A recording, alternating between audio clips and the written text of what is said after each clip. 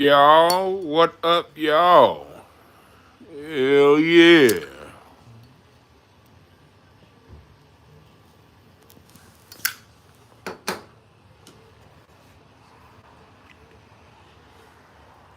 What's up, everybody? Come on in here. Come on in here, come on in here, come on in here.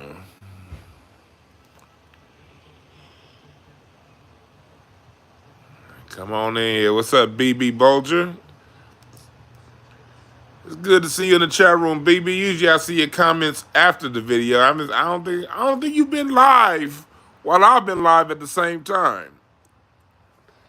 We got Dr. Randy Short up in here. Oh yeah, y'all. Dr. Randy Short gonna be on. We talking tomorrow about Lori Lightfoot and some other shit. So Dr. Randy Short is gonna be on live with me tomorrow. It's crazy because he got dentist appointments on the East Coast, and I got a dentist appointment here on the West Coast. So as long as both of our mouths work properly tomorrow, we will be live. What's up, Darrell James? What's up, Quan? Yeah, BB, I don't think I've seen you in here live while I'm live in a minute. But I always see you coming after the video. I appreciate that. What's up, Seneca Jones? Dr. Clyde Winters says, I love Dr. Clyde Winters, man. Dr. Clyde Winters is. Before I even get started, people, let's just make sure we must always, while we have our legends here alive, we must always appreciate them, man. Anytime I get a chance to say hi or show any kind of appreciation for Dr. Clyde Winters, I'm doing that. Yeah. You enjoyed the George Clinton breakdown, Big Lee? Oh, it's more of that coming. I didn't even scratch the surface of where I want to go with that George Clinton interview on Drink Champs. And so we're going to have some more talk on that breakdown of that George Clinton interview with the music and everything included. We're going to have all that. Yeah, so, man, I just left my father, me and my wife was visiting her parents. What's up, Deja? And hey, Dr. Short, yeah, we was having I had a good conversation with Mr. Carmichael about the music recording industry, and he was talking to me about the Honeycombs and how great they were as background singers, and talking about James Jamerson on bass and recording with Otis Redding. It was a great conversation, and I recorded it. I recorded him talking, but no, I'm not going to release y'all. I'm not going to release my recordings I have from my father-in-law talking. That's more so for me and my personal notes. Oh, you said the lead singer had a birthday recently for the Honeycombs? Yeah, he was saying how the Honeycombs are like, a lot of them, those were his go-tos when it came to background singers. What's up, Kirk Owen? Yeah, Kirk, it was good meeting you in person, brother. Salute to you.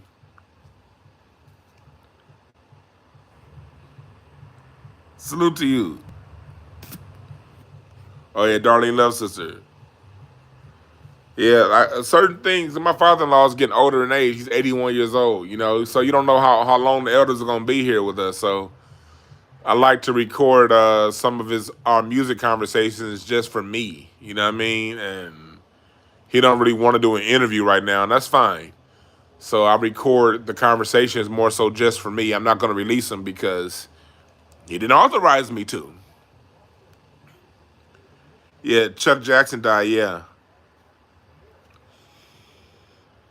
Yeah, y'all not going to want to miss tomorrow with Dr. Randy Short.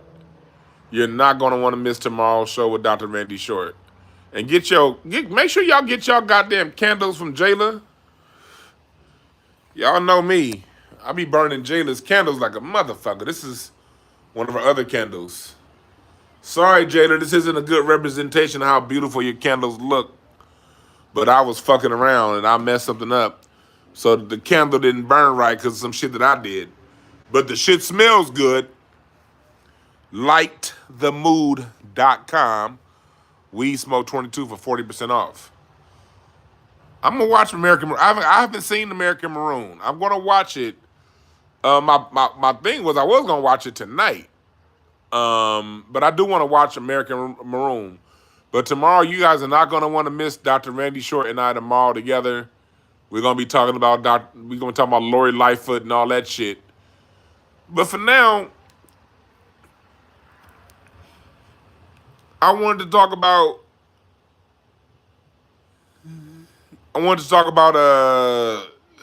do you really respect these politicians? And this is the reason why I had this as a topic. The reason this is a topic, hold on, let me put my mic in here. Let me put my phone mic in so y'all can hear me better. Y'all already can't see me, so I may as well give y'all some better audio. But here's the reason why I'm having that. I posted this video. You see the thumbnail. And I posted that thumbnail online. And most of us laughed at it. But there were a few people. Is that okay? There we go. I'm plugged in now. Does that sound better to y'all? Does that sound better?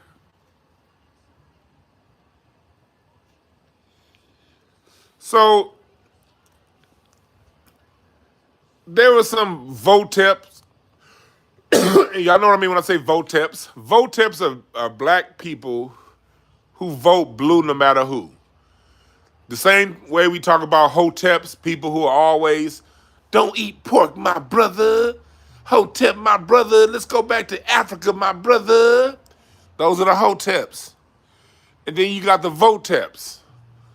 The voteps are the people who say vote blue no matter who. It's okay. Kamala Harris is just doing her job.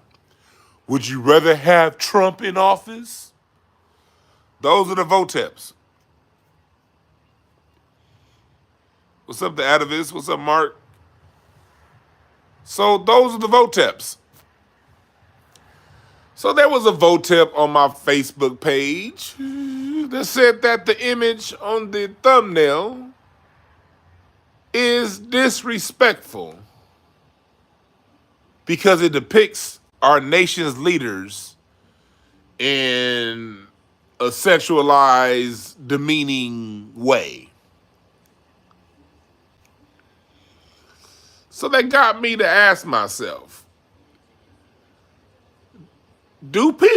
should we have respect for politicians just because they're politicians?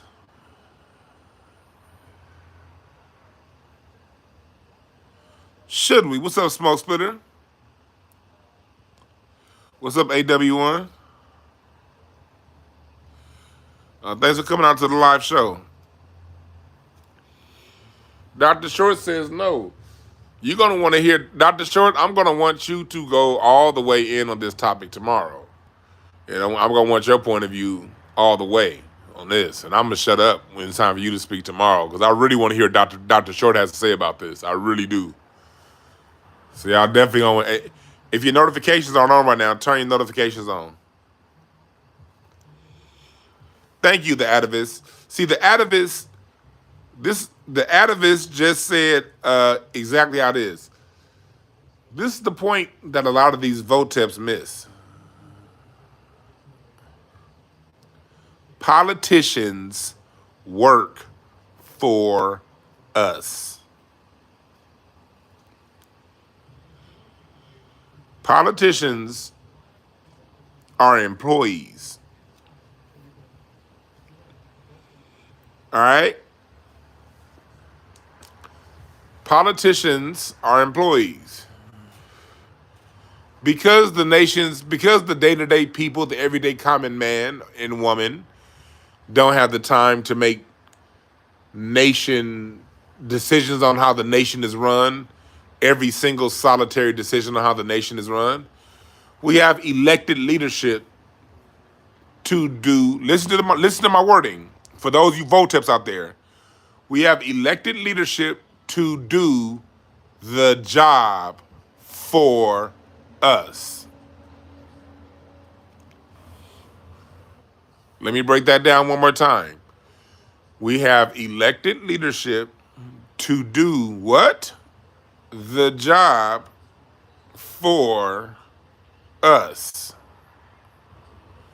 Meaning, it's like when you own a company.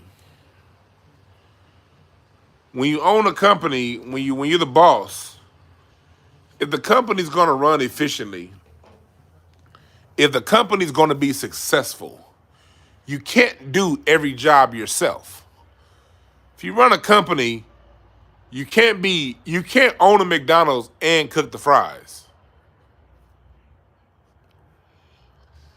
You can't own a car lot and be the accountant and the salesperson and the mechanic and the body shop person. You have to delegate these tasks, right? If the company's going to be run efficiently. So, you're the board of directors. That's who we are as the common person. We're the board of directors. We're the investors. We're the ones invested in the company. We're the investors.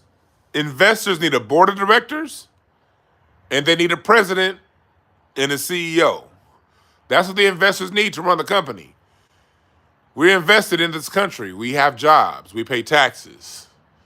We're literally the investors of this country.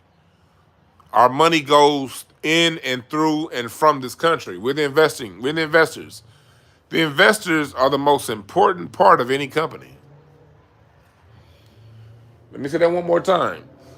The most important component to any company is the investor. Hey, Brother Evan, maturity should tell you sometimes when to calm the hell down. Not one joke is hit, not nobody's laughing. Read the room, brother. Read the room. All right? Back to what we talking about. Back to what we talking about. So the investors are the most important component to the company, because without investors, companies don't have the money it takes to make the moves, to make the investments it needs. No matter how much money a company makes or has, it's always going to need investors, because companies, a successful company has to stay ahead of the curve. And you're going to have to be financially agile. And that's going to take too much.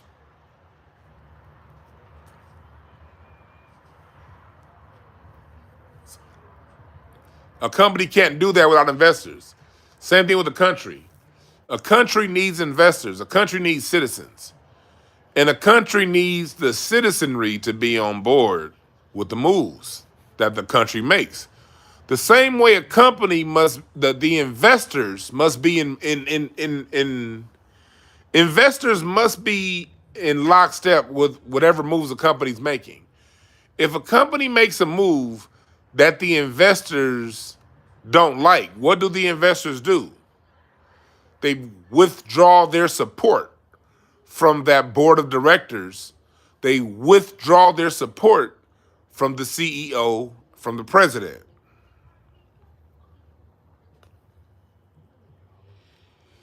That's the power of the investor. That's also the power of the citizenry. So, as citizens, our Congress, our Senate, our elected representatives, that's the board. Remember, investors take a vote on who's going to be on the board on the board. The investors choose the board. If you own stock in companies, you understand this. Whenever there's time for a board member change or something, they're going to send you an email, no matter how small your investment, and you're going to have to vote on different positions on who's going to run the company. And then the board of investors, the board of trustees and the board of a company, they have that going. And then you also have your president of the company that's elected by the board, and a CEO, CFO, and all the different positions. Why am I saying all this? When the CEO or the president or people on the board act in an interest that's not in the best interest for the company, and the moves that those elected representatives makes, when those moves put the company at risk, investors withdraw their support and they find someone new who can do it right.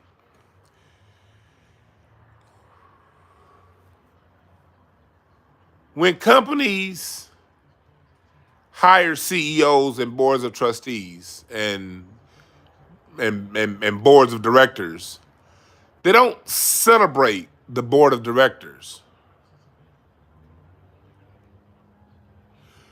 You don't celebrate your CEO.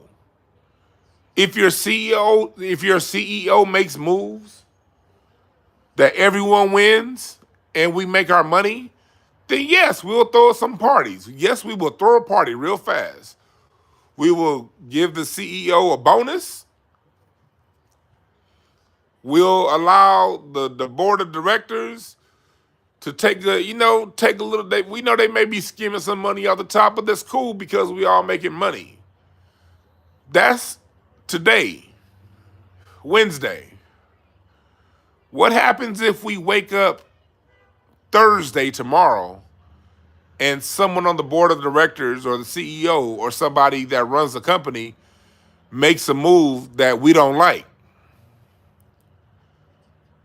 Well, if you're an investor in a company, I can celebrate you tonight and fire you tomorrow. When you're a CEO, if you're a manager at a job at a company, do you celebrate your employees just for putting on a uniform and representing your company right or at all? No. You hold these people to a standard.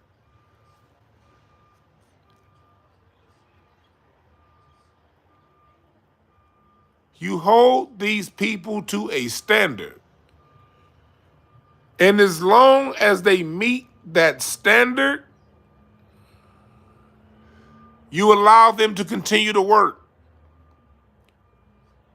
You give them bonuses, you give them trinkets and treats, as long as they continue to operate in the best interest of the company. So, and what's the best interest of a company? The best interest of a company is whatever moves that needs to be made to put money in pockets. Let me say that one more time. The best interest of a company is whatever moves that need to be made that put money into pockets. What is that? Tangibles.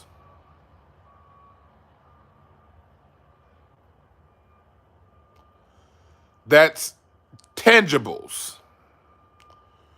We measure the success of the company, of the country, by how much all of this money that's coming in, how much of it tangibly goes from your pocket to my pocket.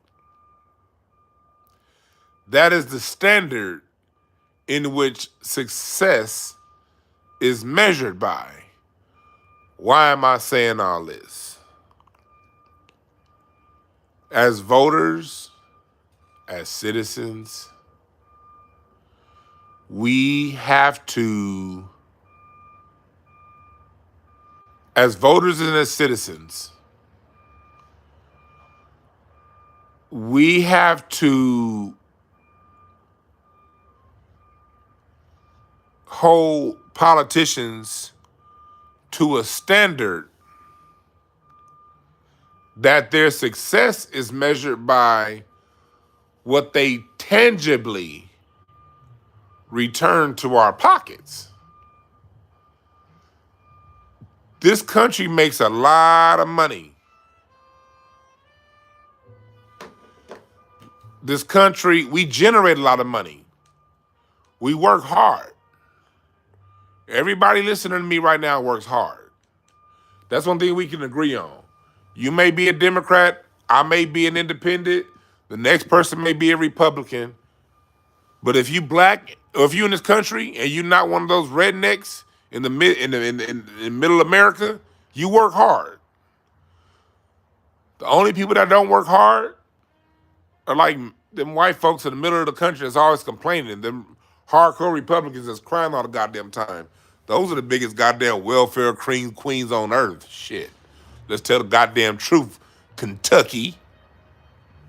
Ain't no niggas in Kentucky. Full of welfare, though. Back to what we talking about. And not all white people, there are some hardworking white people. There are. There are some hardworking white people. Some. But the reason why they need to import all of these other people here because they ain't willing to do the work. So, but the rest of us, we work hard, man. We work really hard. We work extremely hard. And a piece of every single thing we do and generate goes back into the pot. We talking business here. Man, I put this blunt down, this shit's still burning. Oh, shit. My blunt's still burning.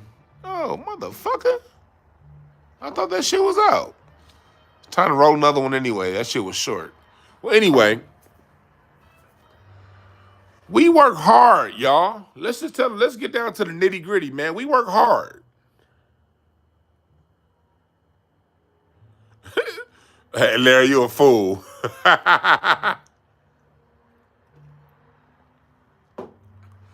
We work hard. And out of all of our hard work, we got to give a piece of that money back to the country.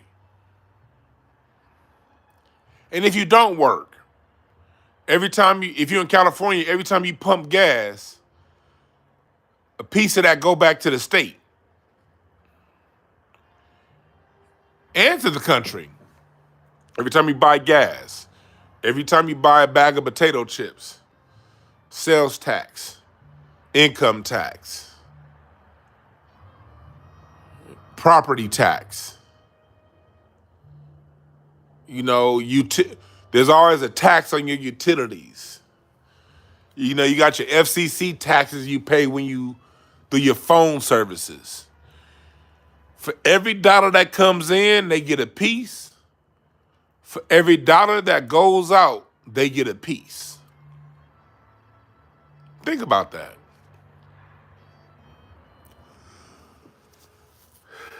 That's why you're an investor. So when you think about it from those terms, every dollar that comes in, they get a piece of.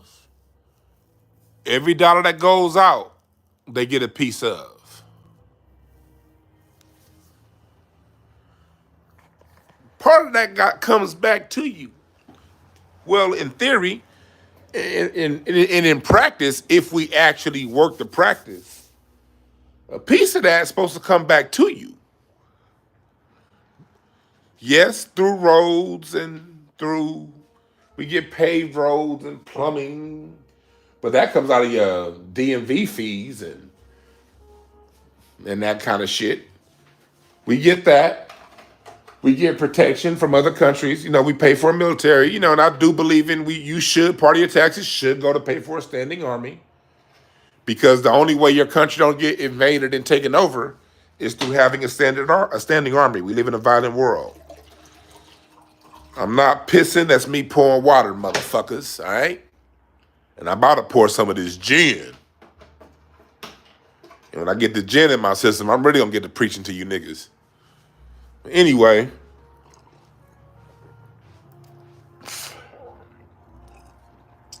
Anyway, we a piece of that. We got to get a piece of that back. You know, we need a standing army. The reason why the Woman King movie, when there's some of those Dahomey women, those Dahomey chicks, and the whole Dahomey tribe, the reason why they were able to invade and capture so many black people in Africa is because a lot of those nation states in Africa didn't have standing armies. They'd only assemble armies when it was time for war. But when it wasn't time for war, the people who were the military went back to being farmers or doing whatever piece of the economy they contributed to. So yeah, you got to pay for a standing army. I get that. I get that. But after that, and all the hard work we do, you get these wealthy white farmers, these sugar farmers that get all of these government subsidies out of our money. You get illegal immigrants in Chicago now are getting free housing in the schools in black neighborhoods, and they're getting 5-star hotels and hell, even if it was 1-star hotel. I don't give a fuck if they got illegals staying at the Snooty Fox. Why is my money going to pay for that shit and not American citizens that are homeless? Matter of fact, if I'm putting all these dollars into a system, why are there homeless Americans? Why do all these jobs get sent over to China and get put into the prison system as prison jobs, and regular American citizens can't find work? Well, that happens in an environment. Get some of this pineapple juice. Hell yeah, I got some gin and pineapple juice, nigga. Nigga. Hell yeah, gin and pineapple juice. That's what I'm doing. There we go. Gin and pineapple juice.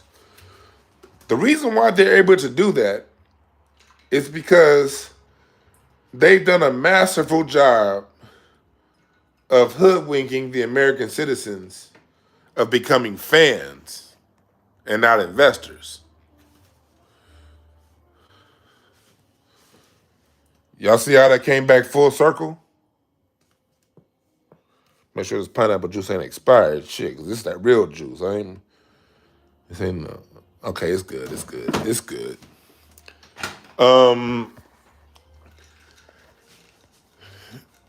What's up, Biz Marti? Nah, hell no, I ain't drinking no damn Seagrams. I'm drinking this real shit. I'm drinking this gunpowder gin. Fuck that Seagram shit. This is gunpowder.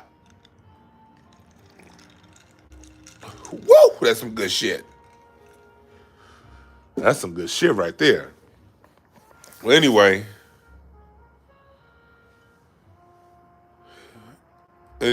so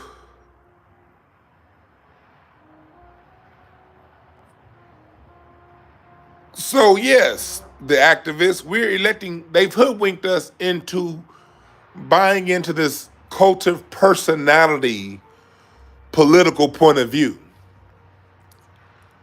And that's done through the media, because we have to understand the media is an arm of the government. Let's never forget that. They try to act like they're separate, but nothing happens in this country without the government. Nothing on a large scale. Nothing on a large scale happens in a country without the government's approval and investment. Taxpayers, we pay for these airways, all right? We pay for these airways to be put in. We pay for this internet to be built.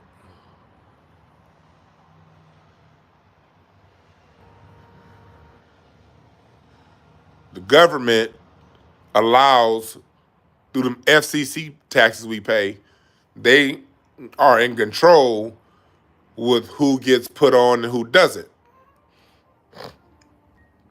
So, you don't think they have somewhat of an investment in using that media to show them in a certain light?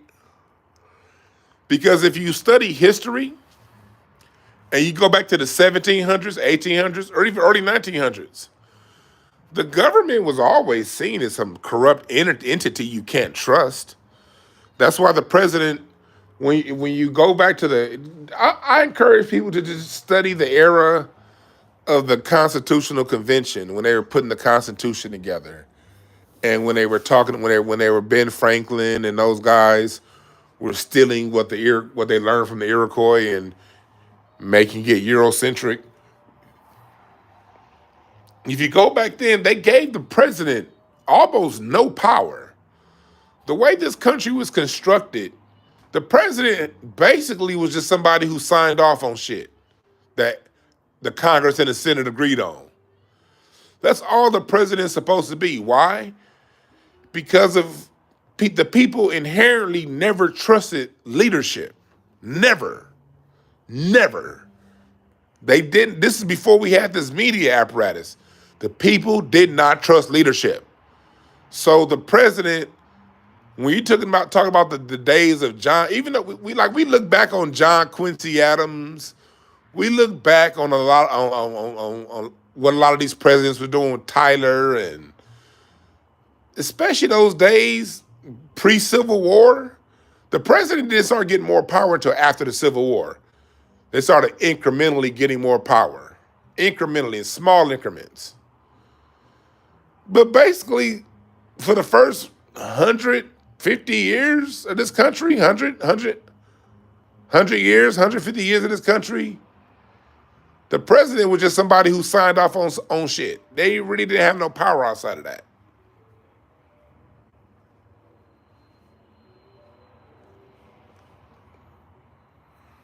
You hear what I'm saying? It was never meant for the president to have any sort of authority in this country. That's not how them white people who put this shit together wanted it. They never wanted the president to have much authority. Because they understood absolute power corrupts absolutely. And the people understood that. The every day-to-day citizen understood that. You know what I mean? Power corrupts, and power is corrupt all the time. That's just what it is. So as citizens, we have to always be extremely observant of the people we elect. And we can't be fans of these people. These ain't nobody to be fans of. Hell, the type of individuals who run for politics are the sleaziest sleazeballs you could ever imagine.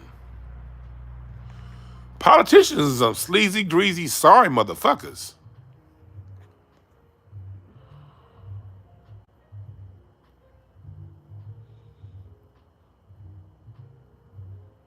So we got to know that.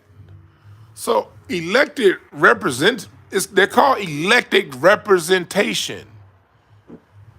These aren't people we're supposed to be fans of. Likewise, Reginald, salute Alonzo, salute everybody up in here. Eric, thank y'all for joining. Get your card readings and all that shit. Get your merchandise on my websites. The mods are putting it up in there. Candles@lightthemood.com. As I listen to some this album is 20 years old now, Mood by Robert Glasper. This is one of his jazz albums. This is a great fucking album. What's up, Kenneth Berry? But I said that to say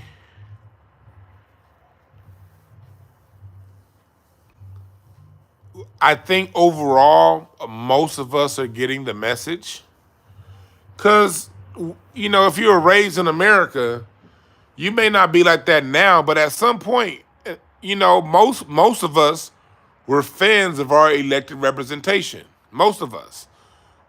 80%, 85%, 95% of us at some point in our lives, even if we were taught better, because especially when I got into college, I spent a lot of time in political science classes.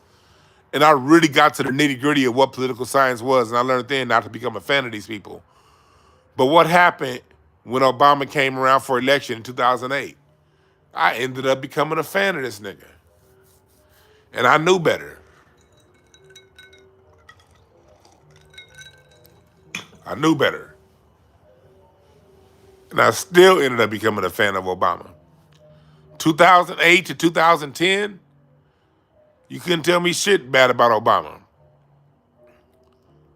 I started asking some questions in 11 and 12, but from 08 to 2010, man, you couldn't tell me shit about Obama. And I knew better.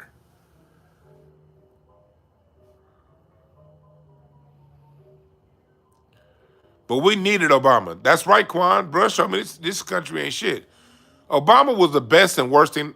Obama was the best thing to happen to Black America and the worst thing to happen to America long term. In the short term, Obama benefited America and harmed Black people. In the short term, yes, he did, because Obama passed so much bullshit that's undermining us in this present day 2023. He passed so much shit that's undermining us now, that's taking root now, especially with the immigration thing and the LGBTQ thing and their ability to use our civil rights for their gain that leave us, that ultimately, a circle that ultimately leaves us out of. A lot of that shit got started under Obama. But long term, Obama was the best thing that happened to us. Not for the straight ahead way that these voteps say. The voteps will say Obama was the best thing that happened to us because he showed, these niggas be like, he showed that the Black person could actually be president. He showed what can really be possible. If you was waiting on a Black president to show what really could be possible, I mean, you sorry than a motherfucker. And you don't know a damn thing about what Black people did before. We done did way better things than be president. And hell, and we still had Negro. Hell, when you look at presidents like Warren G. Harding and Dwight Eisenhower, they had more Black American blood in them than President Obama. Abraham Lincoln, they had more Black American blood in them than Obama did. Let's tell the whole truth. Go look up Warren G. Harding.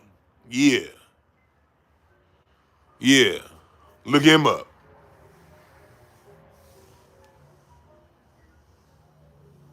So ultimately, here's why Obama was good for us. Because most of us bought into the juice. Most of us bought into it. Even if you weren't that political, you were still happy to see a Black president. Even if you weren't that political, most people were still happy to see a Black president. And while we had that Black president in office, he was juxtaposed by Trayvon Martin and George Zimmerman getting off for killing a Black child. No federal charges. Eric Gardner, Tamir Rice, Sandra Bland. We can go down the list. Rakia Boyd. We could go down the list on the bullshit and the Black people that were harmed. When President Obama got in office in 2008, every Black neighborhood around America was still Black, wasn't it?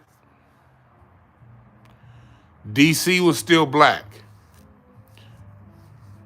Chicago, they had fucked up the Cabrini Greens, but Chicago, Atlanta, LA, still had major, strong Black footholds.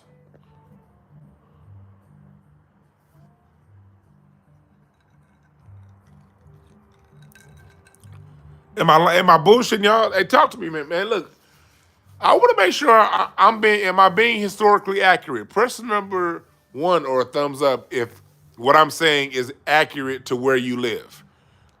And tell me your state. Tell me your state and press the number 1 or your city if I'm accurate. If when President Obama took office in 2008, if your Black neighborhoods were still Black, type in your city and press the number 1. I want to make, because I'm from LA. Maybe your city was different. So, under President Obama, we saw neighborhoods become less black.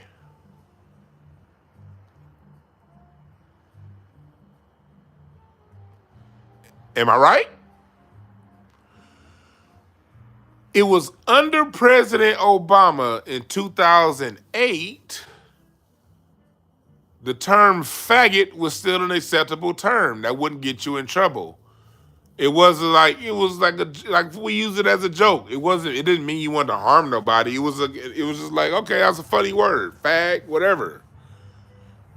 By 2012, if you use that word, you're anything short of a child of God. Am I right about that too?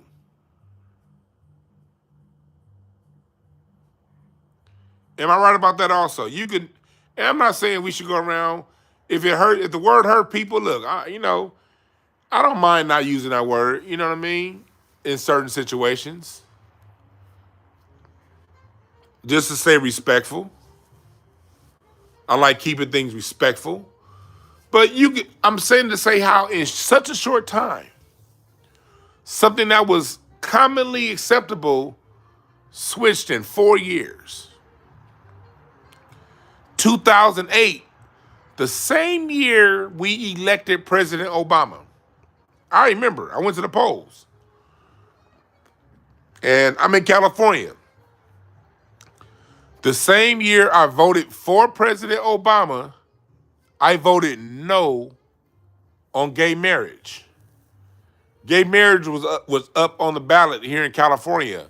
As liberal as they want you to think California is, 2008, gay marriage was up for election and approval in California. And I voted no.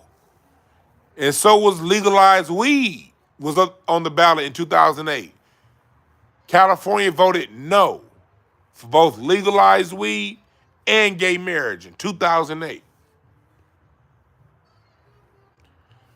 See, when we talk history, niggas would always want to go back to ancient Egypt or old school America. That's good too. We got to learn that history. But we have to continue to have these good discussions like this, and this is what my channel is for. Instead of me complaining about what other niggas are doing or not doing, let me be the creation of it.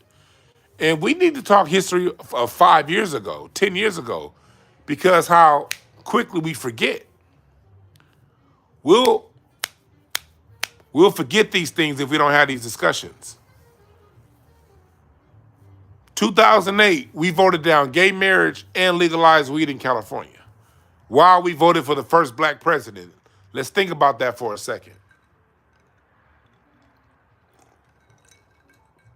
This state sent all 53 of its electoral votes. Now I said 53 because in 2008, California still had 53 electoral votes. I think it's 54 now. All that happened. And while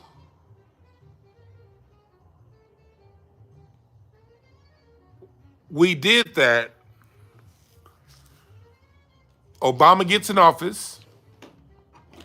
What was Obama's first thing he did in office? He gave the banks those TARP bailout funds. Remember, Bush gave the banks, because when Obama got elected, that was during the market crash of 2008, which is coming back around sometime this calendar year. It's already starting to happen. But that market crash is coming, and my card reading says sometime around the spring. We're in March, so we're coming up on that time. We're about to have a motherfucking crash similar to, worse than 2008. That's going to happen I think any day now, personally, but sometime this year. But 2008, we had a really, really bad economic year. That was the year that I had to leave the mortgage industry because I did mortgage for a long time, and It was bad. Well, Obama, when he got in office, he gave the banks trillions of dollars. And since then, he bailed out the tech companies.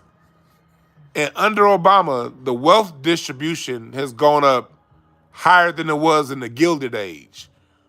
For those of you history buffs, you know what I'm talking about when I bring up the Gilded Age.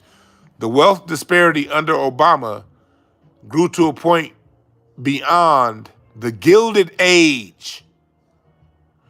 And we're still at that point now. The wealth distribution right now is far beyond where it was during the Gilded Age, people. Think about that for a second.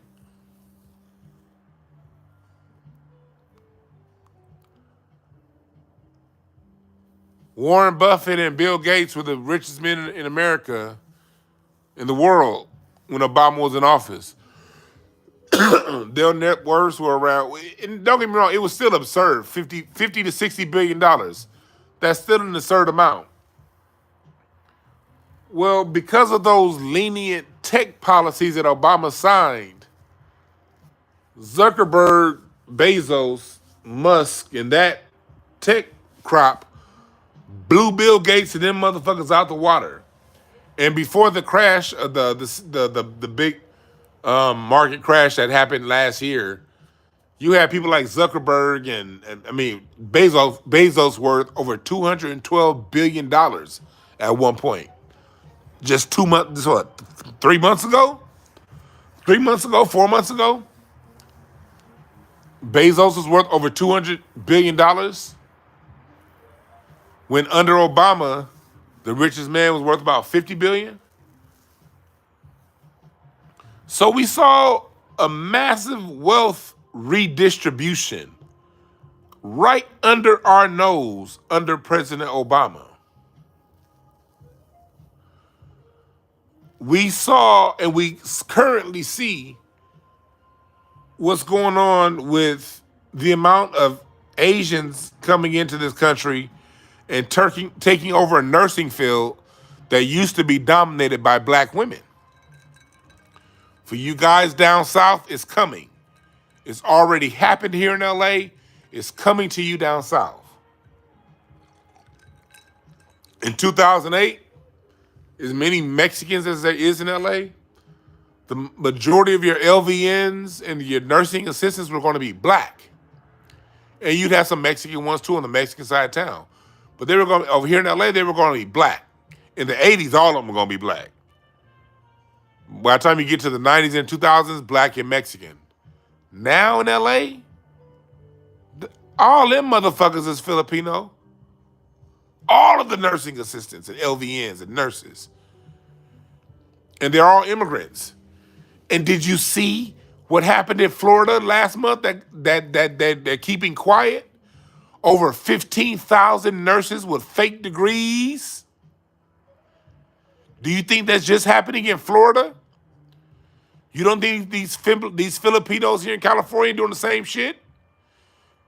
Allegedly, you see what's going. Well, not allegedly. You see what happened with the whole Chinese fraud scandal with the UC system.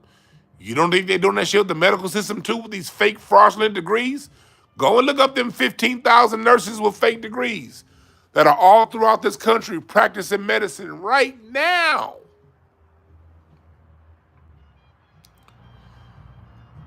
Asians, Filipinos literally replaced black women as the primary nursing staff within 8 years of an Obama presidency. All this shit happened under a black president. Black people being replaced in the job market by the immigrants that this black president brought in. The LGBTQ community benefiting more from civil rights legislations than black Americans. All of this happened on Obama's watch.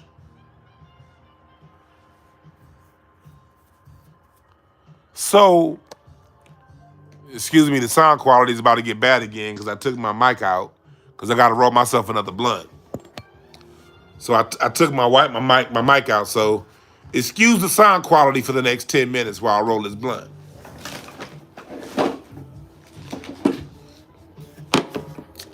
Well, anyway, what was I talking about? Oh, yeah, Obama. So all of these things happened under an Obama presidency. Cause effect.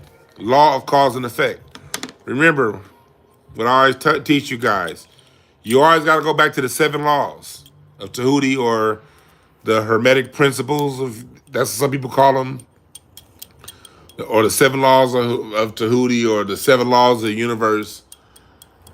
And one of the laws is the law of cause and effect. Every cause has an effect. Every effect was born out of a cause. So what we're seeing right now, when these presidents put in policies, it takes a little while for these policies to really take effect and take shape. So when Obama does the legalizing gay marriage, along with that, he put in a package that allowed people who are from the LGBTQ community to get reparations. Look it up. Reparations for gay people who were denied marriage before President Obama legalized marriage. So they got a 2-for-1. They got marriage legalized, and they were able to get tax credit for every year that they were with somebody for those years that they were denied marriage status on taxes. So there are people who are gay and rich who've gotten literally millions of dollars in reparations from the government. Thank you to President Obama. That happened. The DREAM Act. Remember the DREAM Act? Using Martin Luther King's terminology, dream. The DREAM Act brought and documented a lot of people who now have jobs. They're now nurses, where if this was 10 years ago, your cousin Keisha would have had that job at $60,000 a year. Now they're giving it to Manny Pacquiao's cousin for $32,000 a year. And all that shit happened under the black president. Oh shit, y'all. We got some Oscar Peterson on. Y'all know I love Oscar Peterson. And then next we're gonna have some Bobby Humphrey. Ooh, shit. I love my music. Back to what we talking about. So all of these things happen under the black president. So now we as black people, we looking around. Even if you have a good job, even if your money is right, you got friends, families, cousins, brothers, and sisters who are in a worse position now than they were under the so-called black president, right? So all of us, no matter how much you may still like President Obama, no matter how much you may want to deny, you want to say, well, he was the first black president. He couldn't do this and he couldn't do that. You can play them games theoretically. But going back to tangibles, if y'all coming in late, y'all going to go back to because I'm going back to a point I started on 45 minutes ago. Hit the like button, niggas. Because we preach the truth up in this bitch. Let's circle this shit back down to the top. It all comes back down to tangibles. And no matter how you feel about Obama, no matter how much you love Obama, no matter how many family members you fell out with over Obama, you can look around to your left and to your right, and you can see black people as a whole have less than we had when President Obama became president.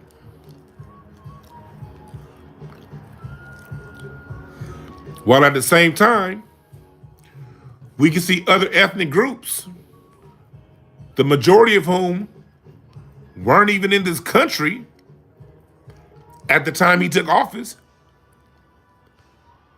economically moving ahead of your black ass. Example, here in LA, we have a city called Arcadia. Arcadia is about 15 minutes east of Pasadena along the 210 freeway. In 2008, Arcadia was a very Mexican city. Mexicans. And it was black people who lived there too.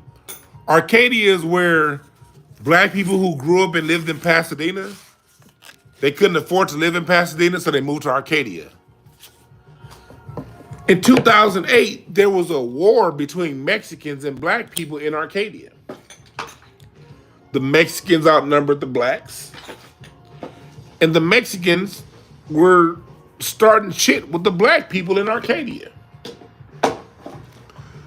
Well, in that short time, since 2008, Arcadia went from being a majority Mexican city with some black people that they like to fuck with, and now Arcadia is like 85% Chinese. The Chinese kicked the Mexicans out. The Chinese either are or are the money behind all of the people that make the decisions. Okay, I got my mic back in here. For the city of Arcadia, and all that happened under President Obama. And I'm sure you guys have similar stories in whatever city you're in. So no matter how you feel about Obama,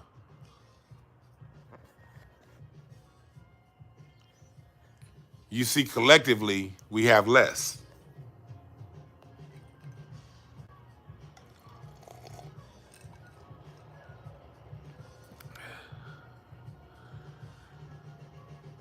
What's up, Mr. OG brother? You say you went to Dorsey class of 87?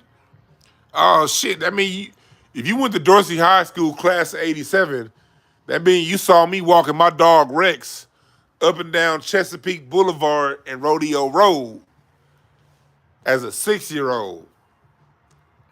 So salute to you. You went to Dorsey. I grew up on Chesapeake Boulevard. Right across. Dorsey High School is right outside my window. You know how many niggas I done seen get shot in front of Dorsey High School as a kid in 1987?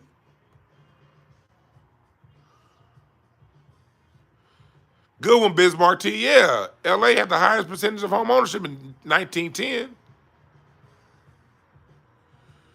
Oh yeah, you was on Farmdale. I used to ride my bike down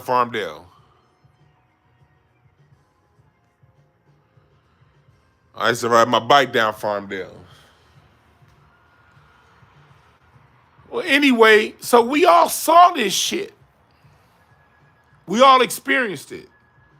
So President Obama, although he was the worst thing that happened to Black America at the time he was in office, long-term, big picture, he was the best thing that happened to Black America. Because we now are under no illusions as to what it is.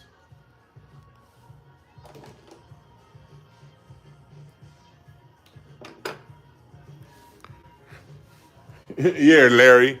Rodeo Road is now Obama Boulevard. Hey, y'all, Larry was in LA with me. Even Larry is from Houston. He's from Houston. This nigga was in LA with me last week. Even when we drove past the street, but Larry, was that your first time seeing it as Obama Boulevard? We were driving. All I heard was Larry Larry just like, man, what the fuck is this? I'm like, what are you talking about?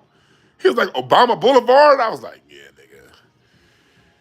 Yeah, they done renamed Rodeo Road to Obama, and I'm not happy. Symbolic shit. But anyway, overall, back to what I was talking about. Anyway, all of this shit happened under the black president. So with this going under the black president, we can't lie to ourselves now, you know? We can't say it was one thing and it was something else. You know why? Because we got a new generation of babies coming up. We got a generation of babies that's in their 20s now. And when Obama was elected, mommy and daddy, auntie and uncle had a house. These 21-year-olds, these 22, let's think about this shit for a second. Let's think about this shit for a second, black people. Let's think about it. They're 21-year-olds when they were 8 years old, when they were 9 years old, 6 years old, they lived in a house. And when they turned 10, they had to move from a house to an apartment. Or they lived in LA. They lived in Houston. They lived in Dallas. They lived in a major city. South Dallas, Oak Cliff, Third Ward.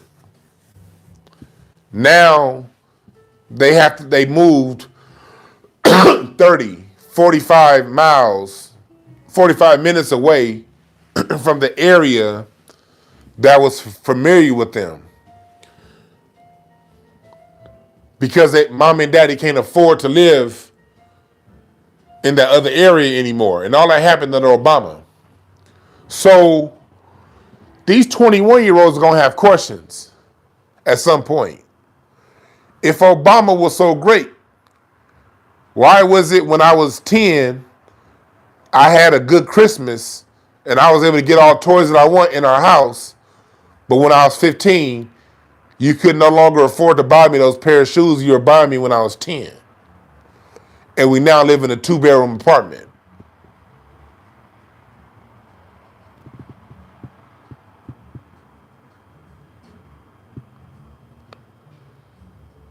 So, you're right, the activists, there are no more excuses now. So that's why Obama is long-term the best thing to happen to black America. Short-term the worst, long-term the best.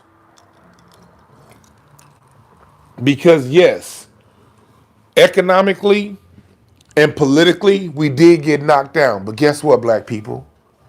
This is the beautiful part about this. The beautiful part about this, black folks, is although we got knocked down under Obama economically and politically, we can recover. We've always recovered. We've always recovered. We've always recovered. This ain't our first merry-go-round with this shit, black folks.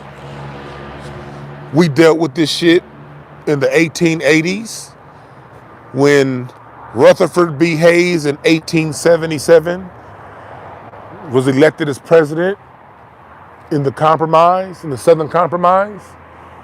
In the election between Tyler and Hayes, the compromise was to end Reconstruction and allow black people to be terrorized, state-sanctioned terrorism. We survived that and the mass immigration of Chinese people at the time, because they did, as they were expanding the railroads west. Like they always say that the Chinese built the railroads. The Chinese didn't build shit. The Chinese expanded the railroads. We built the railroads. But as the Chinese expanded west, you now have these free black people that they can no longer enslave because of the Civil War is over with. We're going to actually pay them. So let's bring in these Chinese. Make no mistake about it. When you hear Chinese people talk about we built the railroads, no. They imported you because they needed railroads built in states where slavery wasn't allowed. They needed you to build railroads because that's talking about before the Civil War, and we're talking about after the Civil War, because slavery is no longer legal.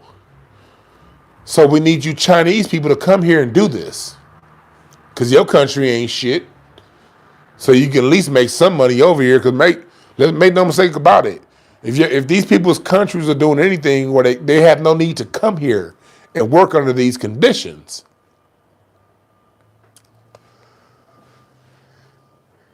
And then they bring in the Germans and when it came time, let's go back to American history. The biggest ethnic group outside of black Americans in this country is Germans. And the Germans are who they used to fill out the Midwest. So Indiana, Missouri, Illinois, your Midwestern states. Y'all know the Midwestern states.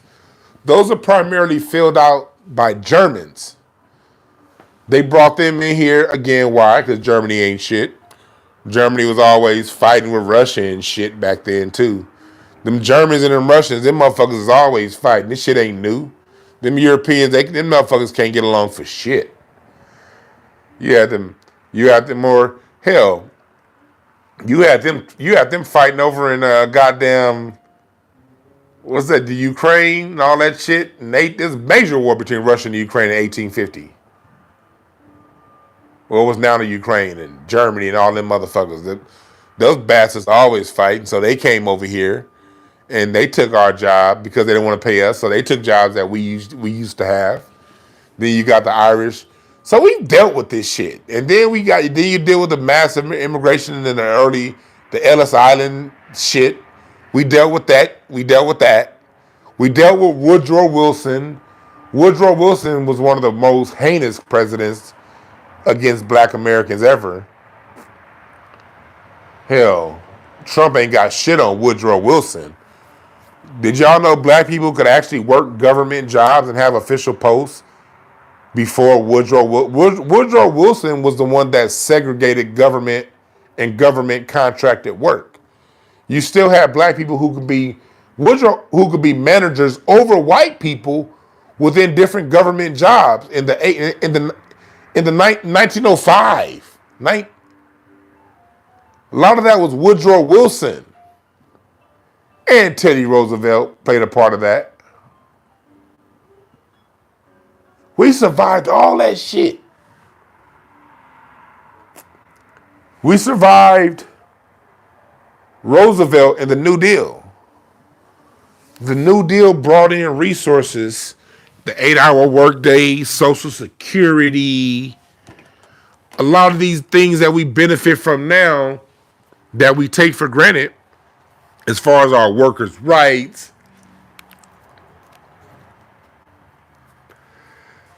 The New Deal was for white people. And new white people at that. Your great-grandparents, my great-grandparents, our grandparents' parents, who were the grandchildren of slaves, think about this shit. Our grandparents' parents were the grandchildren of slaves.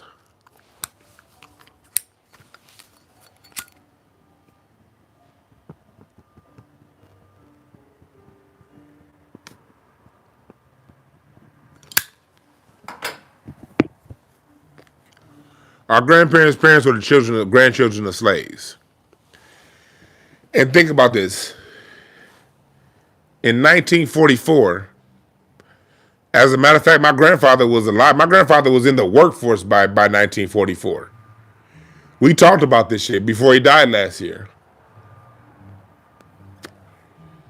When that New Deal was implemented, the New Deal, the reason why being a waitress or waiter, do you ever wonder why waiters didn't get minimum wage? Just because being a waiter or wait staff, that was black people jobs back then, so they weren't including in the New Deal. Being a farm worker, the reason why farm workers don't have benefits and you can still to this day pay a farm worker a couple pennies a day is because they weren't included in the New Deal in minimum wage. Why? Because in order to get the New Deal passed, it couldn't help out. It couldn't include positions that black people primarily held. House workers and those type domestics, those type jobs.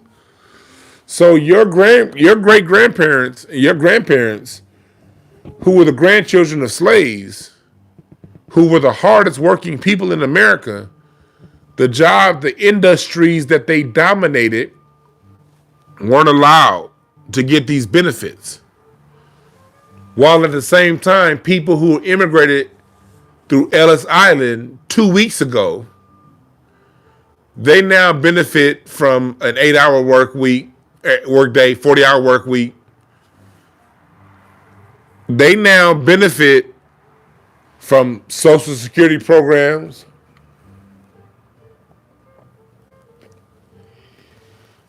This is what our great-grandparents and our grandparents had to go through, black people.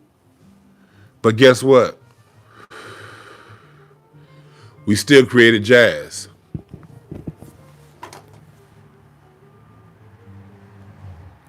You dig?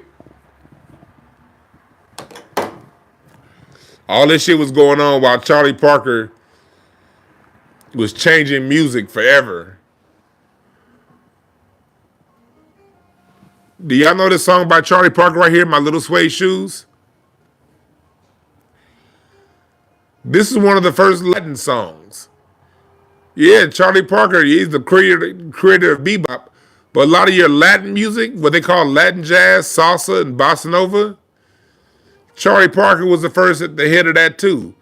We black Americans, during the years of Charlie Parker, under all this oppression and depression, our ancestors like Charlie Parker had to see these people who newly immigrated to America benefit from policies that his parents and himself laid the groundwork from benefiting from. And we still thrive. Yes, that's a play on Maya Angelou. Yet we still thrive. Why am I saying all that?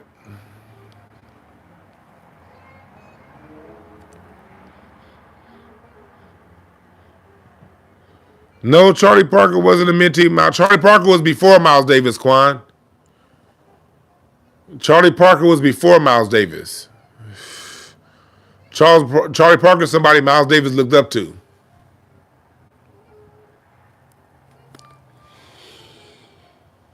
And so our ancestors went through it and thrived. Still found a way to create jazz. Still found a way to walk with a dip in our hip and walk back to the mothership.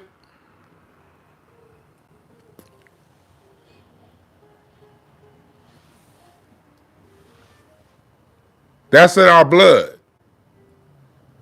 So we still thrive, and we're going to continue getting better.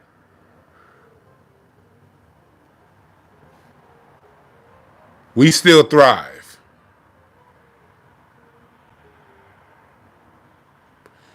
And we're getting more politically savvy. So we're going to be all right.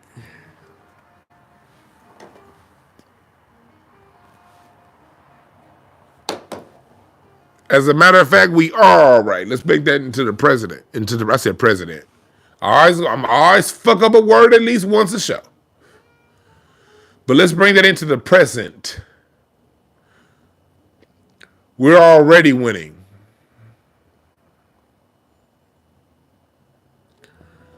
We're already winning. We got to keep it up. We're getting smarter. We're getting more politically savvy. And part of being politically savvy is not becoming friends with politicians. But politicians, we got to see politicians as our bitches, nigga. What's up, D1 Gray? And we got to also remember Michael Jackson. Michael Jackson gave us instructions on how to live our life. Off the wall, nigga.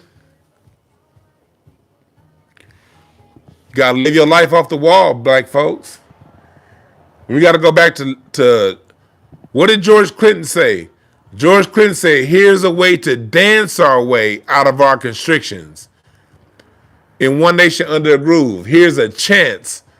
One Nation Under a Groove. Here is a chance to dance our way out of our constrictions.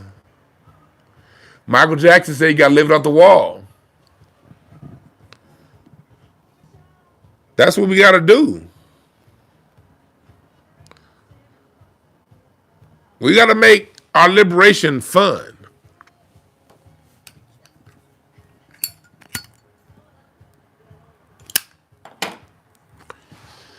White supremacists have fun all goddamn day fucking with us, don't they? We need to have fun undermining and breaking down this system and making it a system that's better for us and for everybody, even the white folks who have an agenda of having a country that works for you, not against you. Because we ain't like them. We ain't different. When we talk about justice, we ain't talking about harming nobody else. We don't want to take nothing from nobody else. Live your life off the wall too. Do what you do, nigga. Just take your foot off my neck.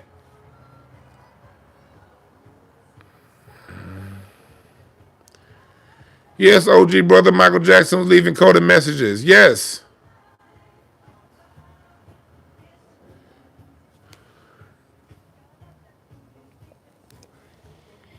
So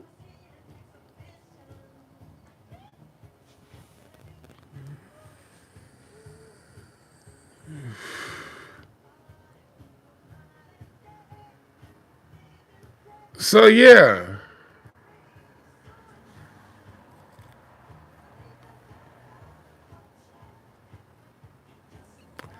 That's the message of tonight's show, broadcast, kick it, Q&A, shindig, whatever the fuck you want to call it.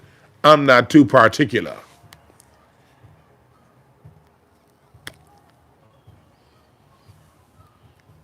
But the message is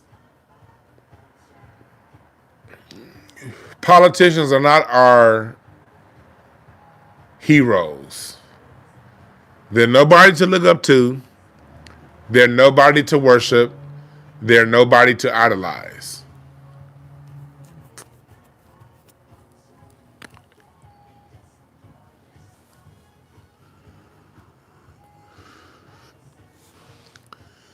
They're people we elect to complete a job. No more, no less. And if they're not doing the job that's in our greater interest, if the politicians we elect work in the interest of the wealthy elite and for corporations, as they do, that's what they do. They don't work for us, they work for them. So since they work for them and not us, from my point of view, they're nobody to have any reference for. They're nobody to care about. They're nobody to have any level of respect for. So DwannBrown is going to laugh at pictures like the meme that we see here on the thumbnail. That was a club flyer for some event in Atlanta this weekend. And when I saw that flyer, I'm like, hell yeah, that'd be a good thumbnail. Why? Because that flyer is exactly what I think and how this government operates. Pimps and hoes. They try to pimp us, and they hoe themselves out to the wealthy elite while trying to pimp us. And they all about the dollar, and they don't give a fuck about us. So since they don't give a fuck about us and they're about the dollar, let them be about the dollar. Let them not give a fuck about us. All right, cool. I don't respect you. Put your bitch ass on a flyer. Fuck you. Fuck these officials. Fuck them. And I'm not saying harm anybody. I don't believe in harming nobody. I'm not saying nobody go out there and do nothing stupid. No. But what I am saying is,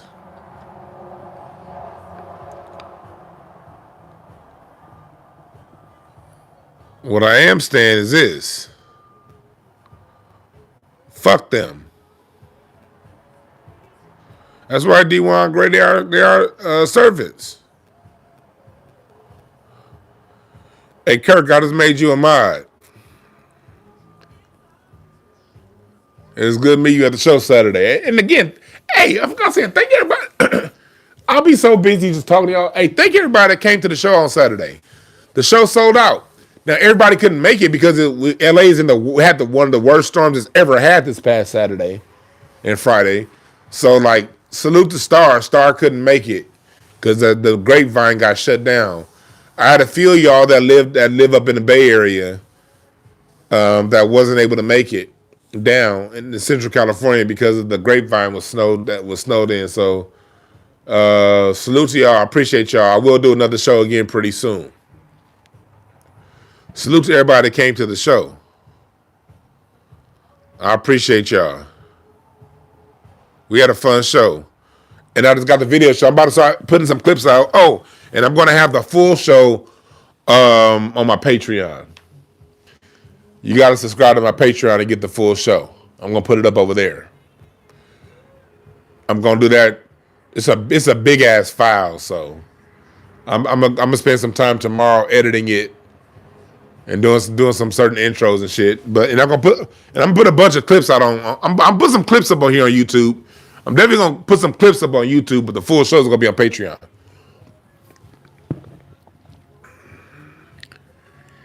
Hell yeah, no problem.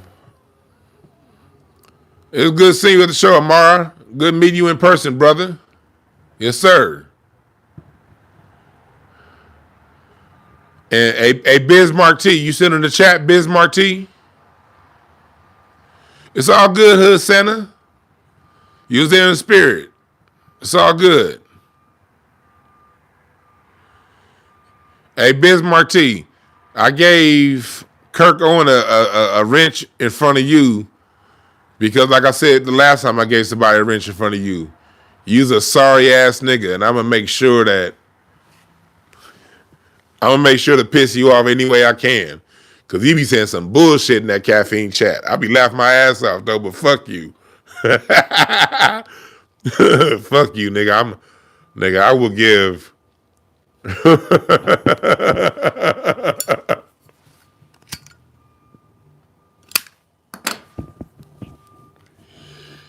I turn Bucci Bear to a mob before you, nigga.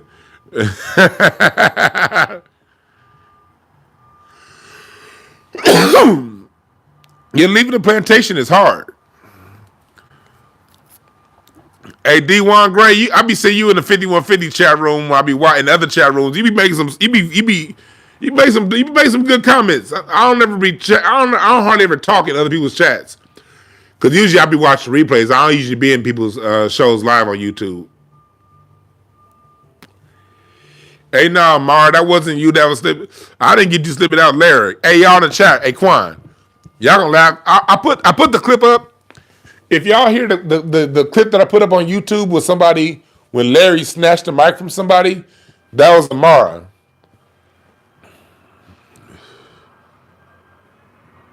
Yeah. No, I haven't gone to the Hidden History Museum. The night of the opening was the night of my show. But I will go. Tariq said, I heard him mention my name on a Sunday show. He said about comedy. I got to hit up Tariq. Yeah.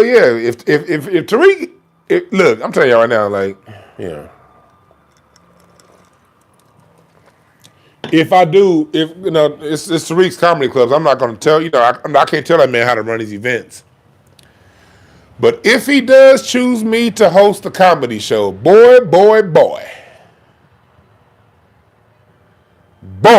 that's going to be fun. Yeah, I got the cash app, man. I appreciate that. I just got it. I just saw it. I appreciate that.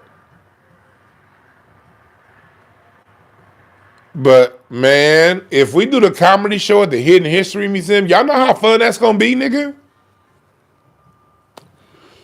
Y'all don't know how fun my show was. I made that shit interactive. I might, shit, if we do that show, the comedy show at the Hidden History Museum, hey, Larry, you going to have to fly back out here for that weekend, bruh. we gonna have to do it again. If Tariq had me hosting the Hidden History Museum, Larry, you gonna have to fly out here, bruh. I'm serious, Larry. Stop bullshitting, nigga. You gonna have to fly back out here. Cause if he has me do it, me and Larry gonna hey, for those of you who were there, man, hey, for y'all, oh yeah, Ken Berry, you was there. Person number one, for those of you who were there, did y'all like the back and forth between me and Larry? I know the response I got from everybody so far has been great. Like, people have been like, because our comedy show is different. It wasn't a traditional, you guys should sit back and listen. We made that shit very interactive with the audience.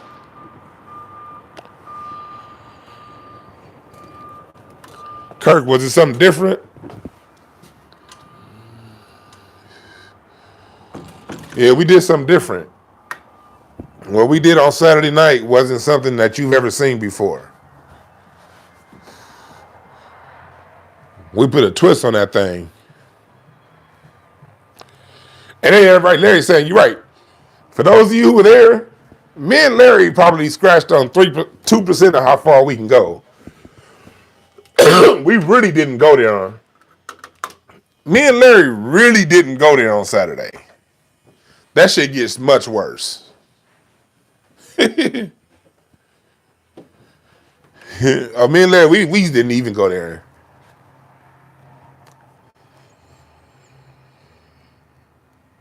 Hell yeah, I run that same type show.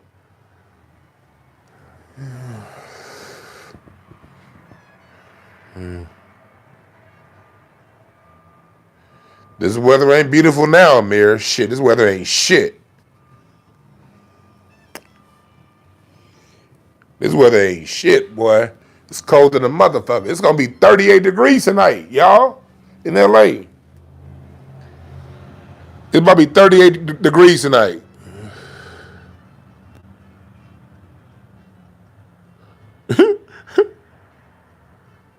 Okay.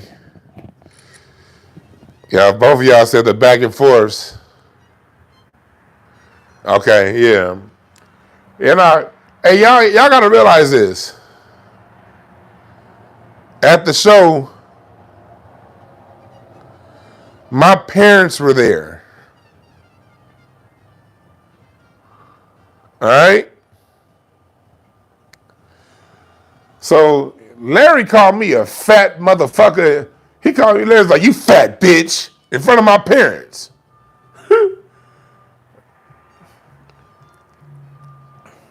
That's how sorry that nigga is. Hey, Larry, you still was holding back. And I was holding back on some shit I was going to say about Larry, because some shit I wanted to say. I was like, my mommy and daddy are sitting 25 feet to my left.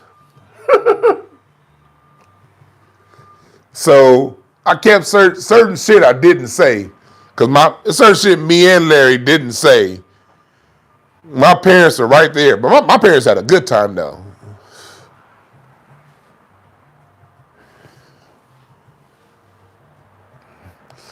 Isaiah Washington, he said he loved it.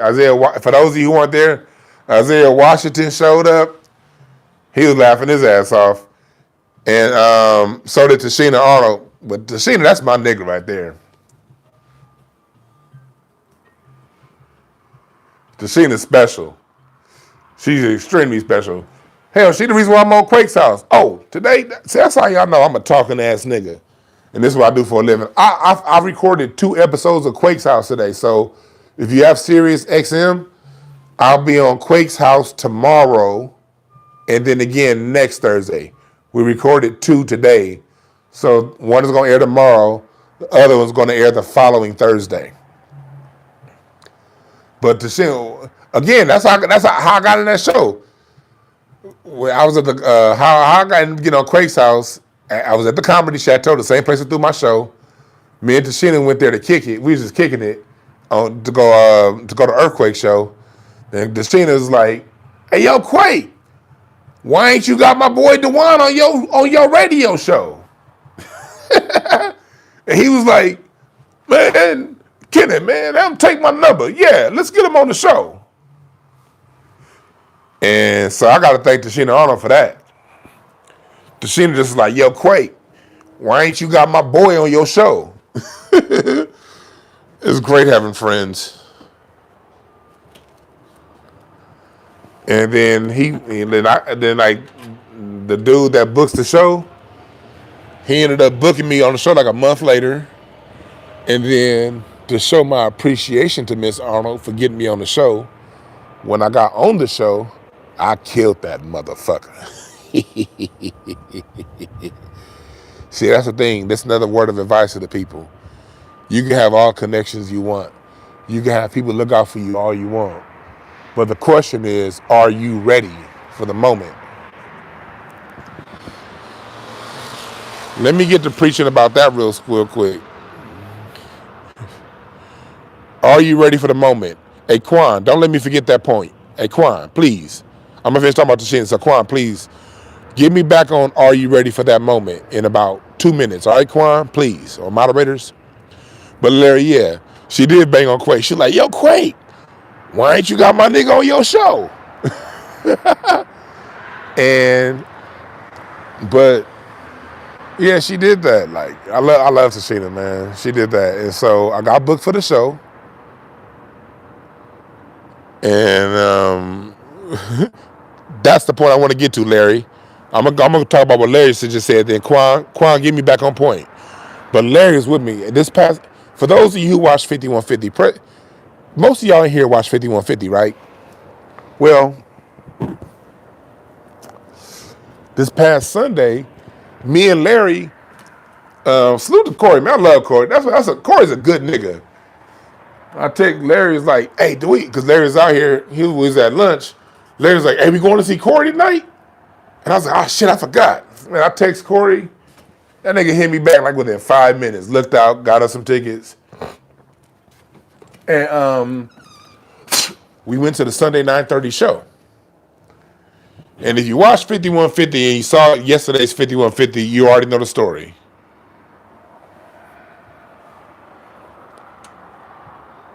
Man, Corey put up this nigga that told him he was good and told him he can deliver, and that nigga bombed.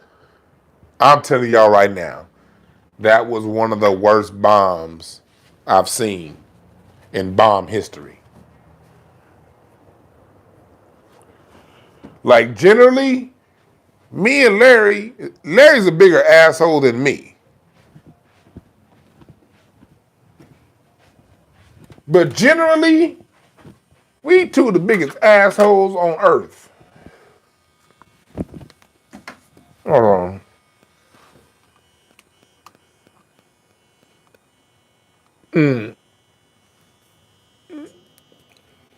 Generally speaking, we two of the biggest assholes on earth. I couldn't look.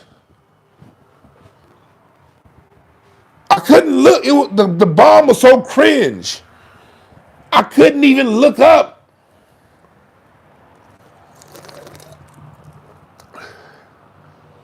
It was so bad.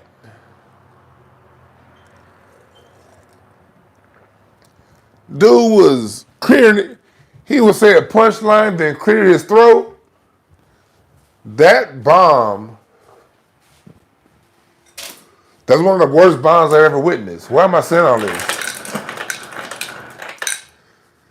The nigga tried to open up for Corey Holcomb and he wasn't ready.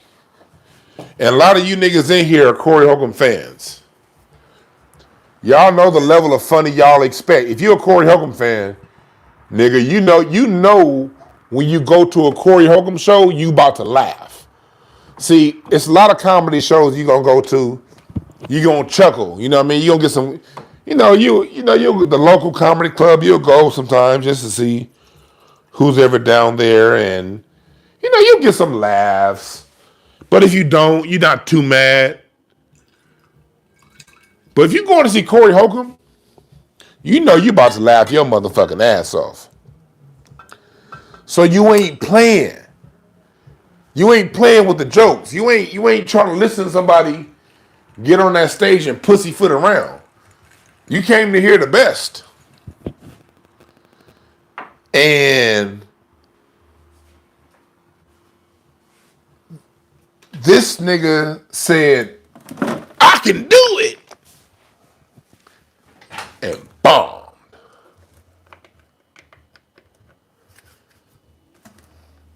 See, the question is, Quan, thank you, but I'm back on point now. I'm back on point. The question is, if you get the call, are you ready? And how do you know you're ready? As I pour my second glass of this gin and pineapple juice. And I'm going to be talking to y'all for like another 10, 15 minutes. And then I'm going to get into my music. Fuck y'all at that point. Got to give myself some time. Yeah, yes, you're right. The activist, stand-up comedy is extremely hard. That's why you got to take your time with this and learn the craft. And don't see. I've taken my time with stand-up comedy. I don't even consider myself a stand-up comic. See, for me, I've always used the stage. I'm a public speaker. I'm a thought provoker, and I use rhetoric. I speak. I'm a speaker, and I got into stand-up comedy because stand-up comedy is the absolute hardest form of public speech. Because people are coming expecting to laugh, and you have to deliver. See, it's different if you just talking and you make somebody laugh. It's easy to make people laugh when they're not expecting to laugh. But making people laugh when they're expecting to laugh,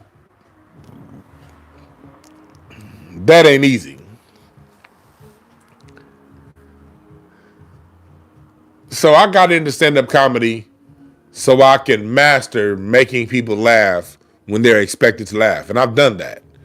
I'm not the greatest stand-up comic. I said I don't have no refined comedy set. I wouldn't compare myself to an Earthquake, or hell, I wouldn't even compare myself to a Tony Baker. Tony Baker is extremely refined on that stage. I'm not a Chappelle, nor do I want to be. But I do like making people laugh. And I have mastered the art of making people laugh when I feel like making people laugh. That's what I have mastered. I'm not the greatest stand-up comic, nor do I even want to put myself in that category. Because the best stand-up comics, these niggas still grind 4 or 5 nights a week. They're on stage every weekend. Shit, I'll easily go 6 months without getting on stage. But the reason why I know I mastered the art of making people laugh is because when I got on stage this past Saturday at my show, first off, most of the people that were there weren't followers of this show. Most of the people who really follow this show, they couldn't make it because of weather. I had people who know me from other areas of life that were at that show. And I hadn't been on stage. I've been on stage 3 times in the last year. But every time I felt like saying something that was going to make them niggas laugh, I made them niggas laugh. That's why I did that. But I couldn't do that. I couldn't do this. I couldn't go 4 months off stage and do that 3 years ago or 4 years ago. I couldn't do that. I wasn't ready. So because I knew I wasn't ready for that, I would never ask anybody like a Corey Holcomb to open up for him. I wasn't ready. So I stopped. Like I used to throw shows, but I stopped throwing shows. I wasn't ready.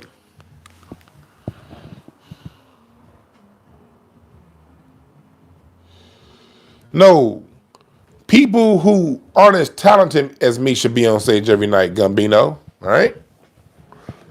The general rule for stand-up comedy is, yes, get on stage every night.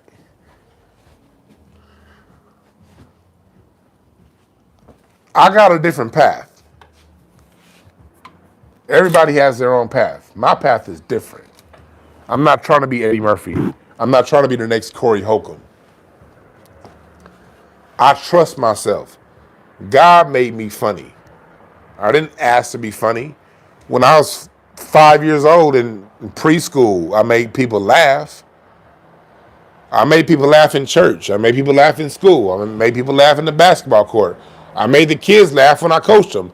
Hell, at my show, I had 2 kids that I coached came down to the show. Because I've always just been a funny ass nigga when I choose to be. So why do I have to rehearse to be funny?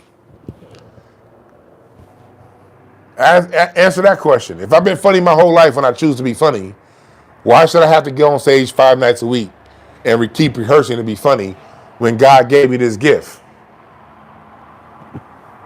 Now, everybody got their own path. That's not everybody's path, but that's my path. That's where it comes down to knowing yourself.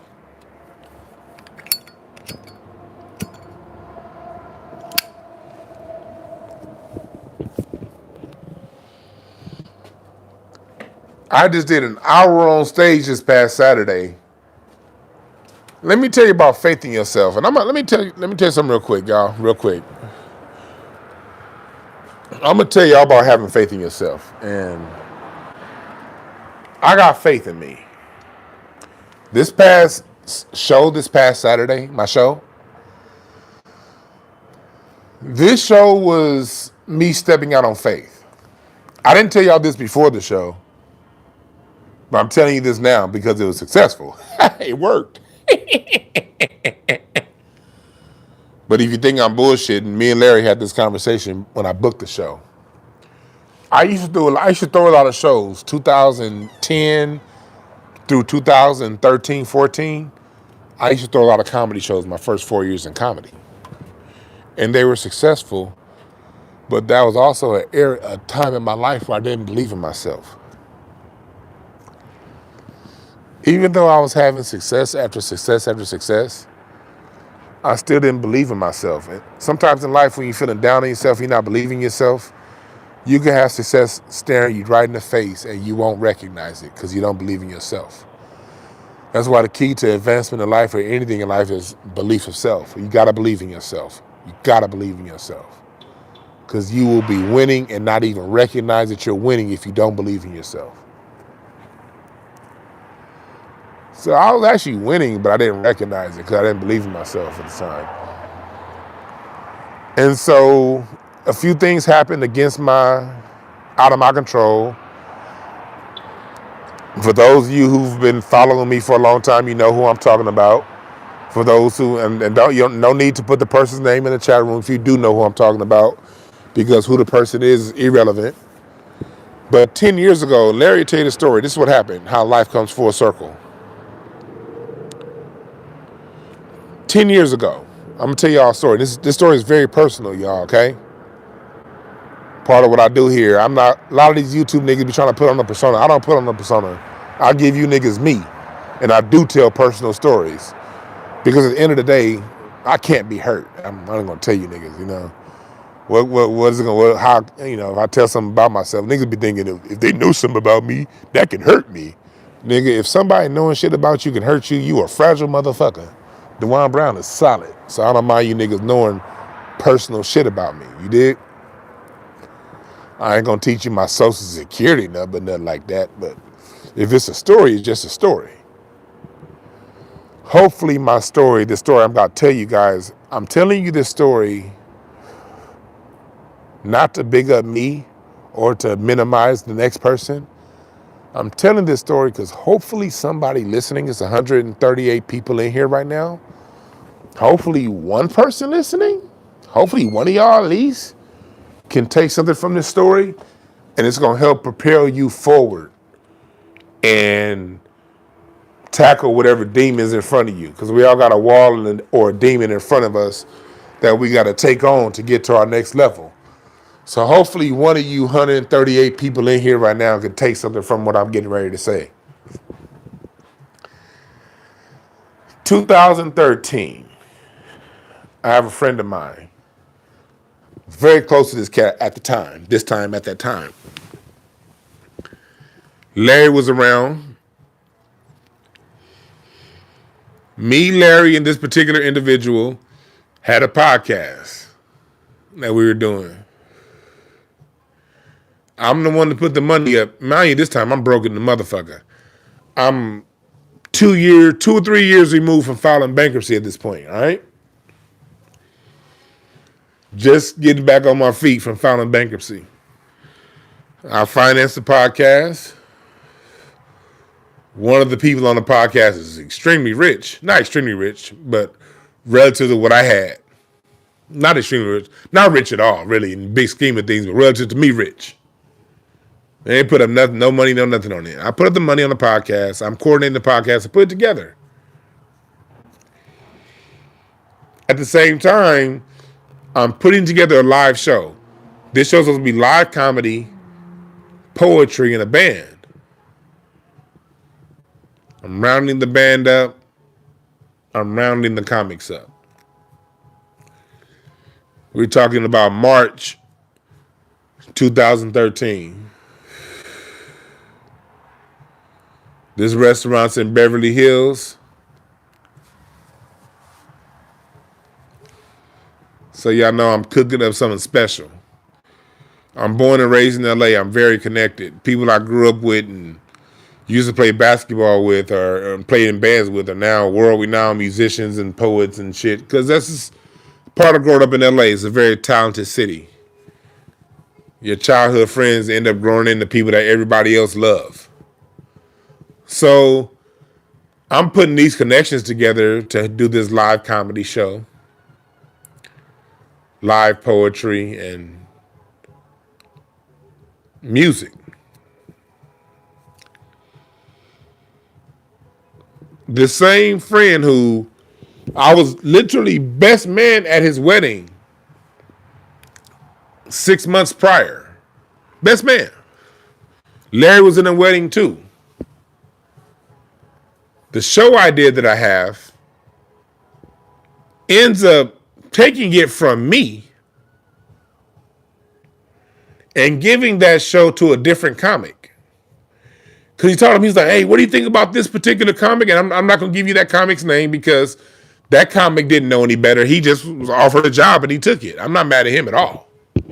So I'm not even going to give you his name because I don't want anybody to have any negative point of view of any individual that I'm talking. Even the person that I'm talking about. Even the individual who snaked me out at this point, I don't even want you to have negative feelings for that individual. Why don't I want you to have negative feelings towards the individual? Because we all go through things in life that, although in the moment it feel like it ain't shit and it's the worst thing that happened to you in that moment. Oh yeah, Larry, still fuck that nigga. Oh yeah, no. For real, no. In real life, I have. If I got news that this person, got trampled by a bunch of hogs in Houston, I would be like, oh well, I wouldn't give a fuck. No, so as far as the individual go, that fuck them. But I'm just saying, big picture, I don't want anyone else to have it. I no longer harbor any ill will towards the individual. Because the individuals that this particular moment I'm telling you about right now sent me on a path of self-discovery. Sometimes to go on that path of self-discovery, we have to go through a traumatic event. Because we come here on earth to go on a path of finding what we're here to do on life, what our job should be, how we are, who we are as an individual. We're all on that path, but some people don't want to take that path. They want to bullshit their way through life, and we all bullshit. But sometimes to go down that path, you got to face a traumatic event.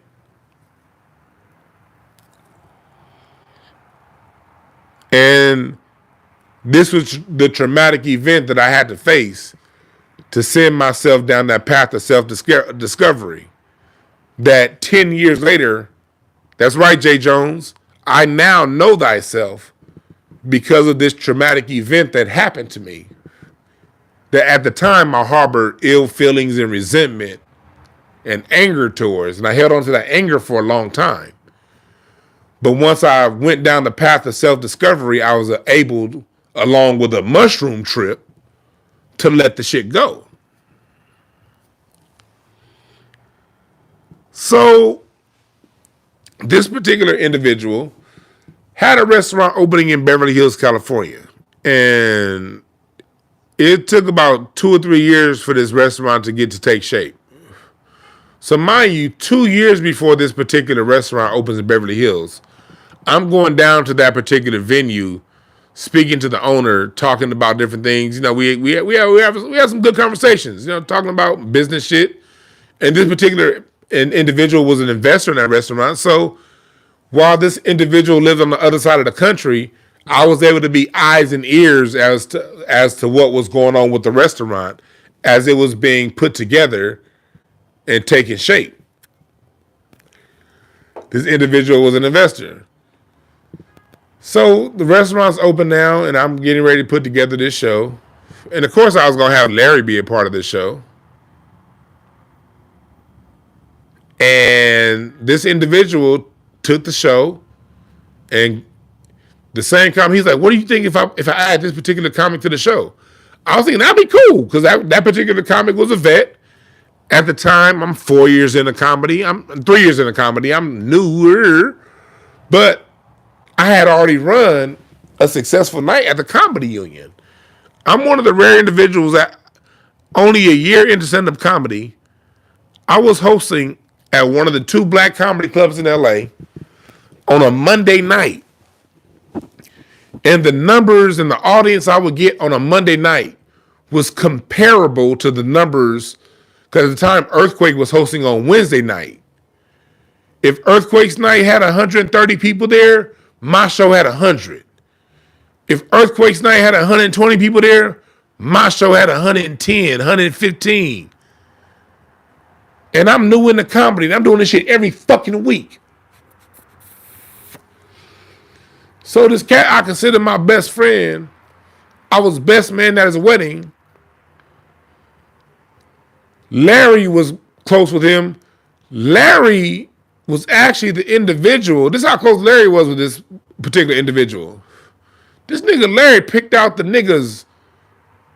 ring that he proposed to his fiance with. This nigga Larry's the nigga that picked that fucking ring out. Like, nah, nigga, you should get your girl that one over this one. Larry made that fucking decision. That's how close he was with this individual, who at the time played in the NBA.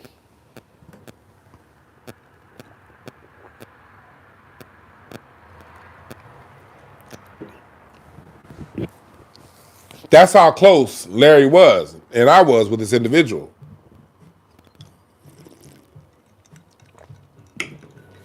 When this individual, in between seasons, when the season was over with, mind you, this individual's parents lived here in LA. This individual was a millionaire. He can afford to stay in a hotel. When the season was over with, at the time, when he was a rookie, I stayed with my parents still. When the season was over with, you know, it takes about a month to get a house rented out here in LA when the season's over with. So in that 2-3 weeks, sorry, this shit went out. Sorry about that. That's how close we was. When the NBA season will be over, this particular individual will sleep in the extra bedroom at my parents' house. And then when I ended up getting the apartment that I live in right now, that y'all see me standing in front of right now, same apartment, when the season was over, that nigga was sleeping in my extra bed on my couch. Nigga in the NBA, because just saving something, you know, he was very smart with his money. I would say that, you know, I get a nigga credit. He wasn't going to spend his money on bullshit. He was like, why would I pay for a hotel room when my boys stay right here? And so for a good 6 or 7 NBA seasons, during the time it was time to come home from the season, the nigga would stay with me. That's how close we were.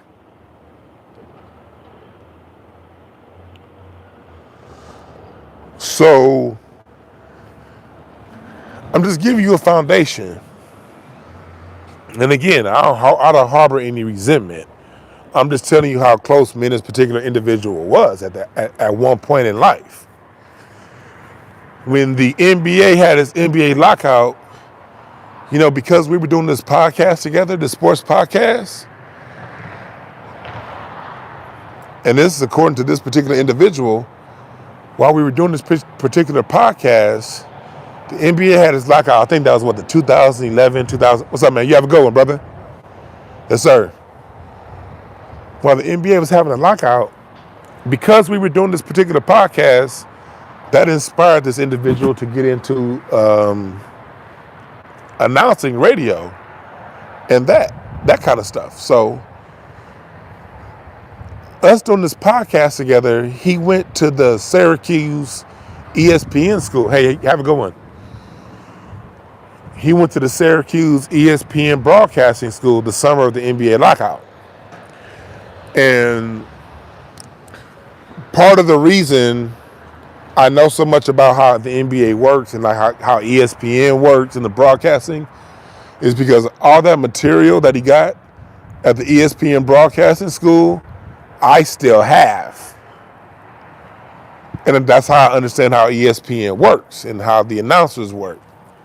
Because that 6-week course, we was close. He gave me that information. And according to this particular individual's words, I, helped inspire him to go into that direction of announcing. And to this day, he still works in the NBA, doing work on the mic. I'm not going to say where, who, where, because it doesn't matter. But to this day, he still eats off the mic. So when that show happened or didn't happen, this is how I found out. This is how I found out my show got taken from me by my so-called, at the time, closest friend, who I was best man at the wedding at, who I'm instrumental in the career, his post-NBA career and what he does. It was the podcast that we had together that really sparked a fire inside of him that made him pursue the particular position he still holds now within the NBA.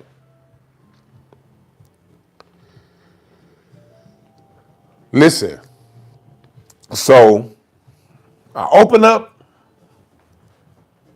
Facebook, and on Facebook, I see a flyer. And on that flyer, I see a comedy show, live music comedy show, with the particular comic. This guy asked me, would you like to work with him? I see that person hosting the show with a different band, Frank McComb, actually. Frank McComb is dope. He used to work with Prince. Frank McComb was the music act. Good call on the music act, by the way. Love Frank McComb. But I see the premiere date of that show on none other than June 17th, which was going to be, at the time,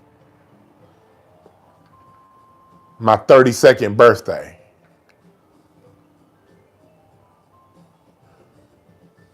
So on the day of my birthday, I see the show that I created being put on at the restaurant my so-called best friend owns, without me on it. And I didn't get so much as a word that things change.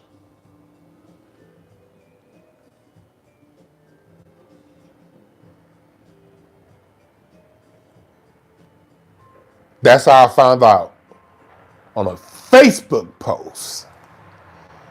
And to add insult to injury, the first day of the show is my birthday.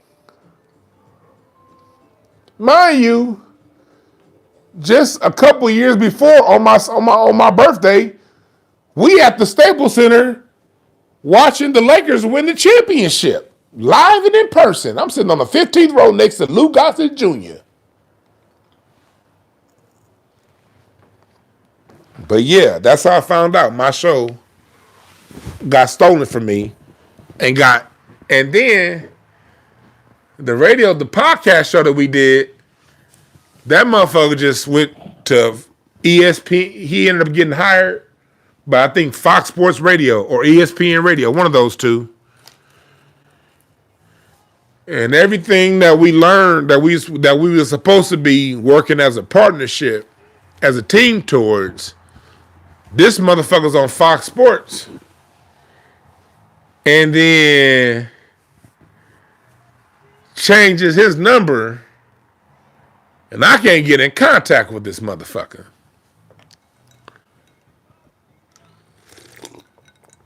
And then to add insult to injury, I connected him and Larry as friends because he needed some shit done. And he told Larry he was gonna do this, that, and the other. And then when it came time for this, that, and the other to come up, he left that nigga Larry hanging. So not only did he fuck over me, somebody that I'm cool with, and for you real niggas out here, y'all know how much is for. This is only for the real niggas out here, for the men out here, the men. You know, as a man, and I want y'all to feel me on this. As a man, when you connect a man with somebody else that you vouch for, when they screw over somebody, when somebody you vouch for screw over somebody you really got love for, you know how that feel. You disappointed that somebody you thought was cool screwed over your boy. But even worse than that, you the one that turned your boy on to this fuck nigga with your word. I'm only speaking to the men in here. You know how, to a man, you know how important your fucking word is.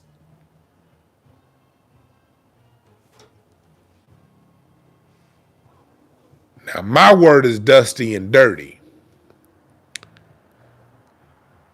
Because a fuck nigga pulled some shit that I didn't see coming.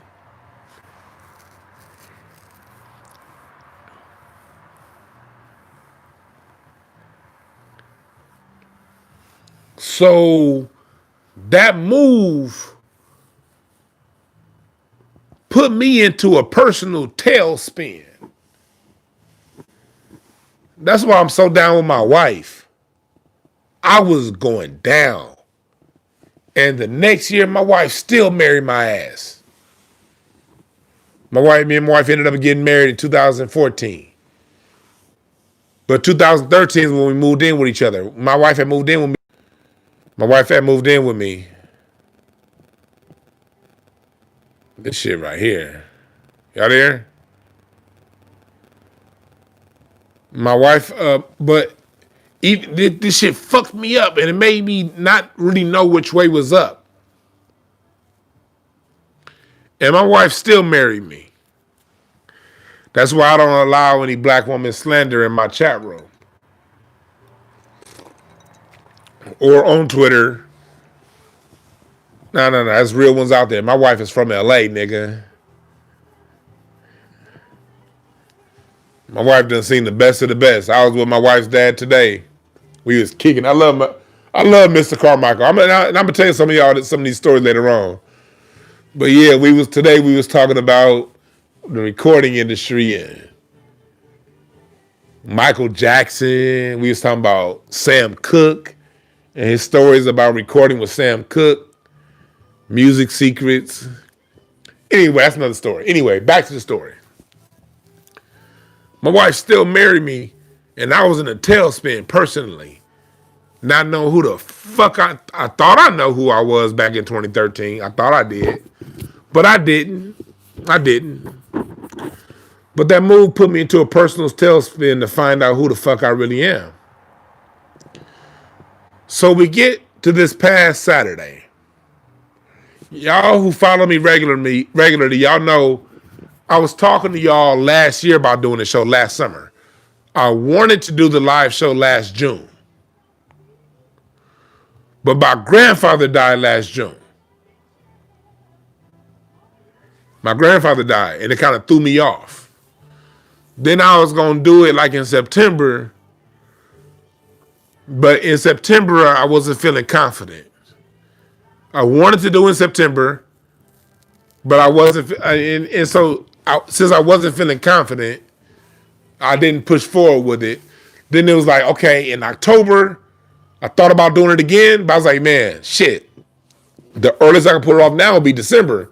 And I don't want to do it during Christmas time because people buying Christmas gifts. And so in December, I decided to finally do it, and I signed the contract to do it in December. I wish I had known that Tariq was going to be opening his museum. I would have done it a different weekend because I wanted to go to that museum opening. But the reason why I ultimately chose that day, because February 25th was two things. It was my dad's 70th birthday, and I really wanted my father there. And it's also a King of Clubs Day. That's the day of my card. Y'all know I'm a card reader. And to get your cardology booking right now, breakthroughas.org. I'm a card reader. So, but the King of Clubs is my card, and the 25th is the King of Clubs Day. So I want to do a show on the day of my card. And what that show really was the question that I had February 25th, 2013 was able to be answered with confidence February 25th, 2023. February 25th, 2013, my father's birthday. I remember that day because it's one of my father's birthday. But that particular friend of mine, at the time, this is how close we was. That was my dad's 60th. There's a dude that we knew in common. Larry, do you remember Bob? If you sit in the chat room, Larry, you remember Bob? Bob had a limo and was a white dude. Loved this particular NBA player, so we would get access to Bob's limo. And Bob came and used my dad's limo, and all he wanted was a tip to cover gas. And we used Bob's limo to go to a restaurant to celebrate my dad's 60th. And that day, me and that particular friend talked about that comedy show that we were going to do. I remember that phone conversation. And so literally 10 years to the day that I had the phone conversation with that particular friend about the comedy show that he eventually took from me. Well, I thought he took from me. When in reality, what really happened? He caused a chain of events that circled me back to the point to where I can remember who the fuck I really am. My spirit told me to throw that show. And I didn't know, it wasn't until after that I realized it was 10 years to the day.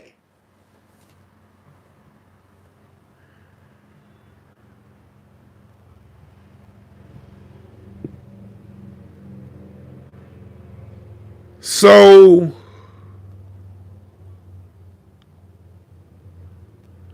man, Dwan, great man. I'm sorry about you. You remember telling me you lost your wife, man. My condolences always to you, brother. For real, from my heart. I mean that. I mean that.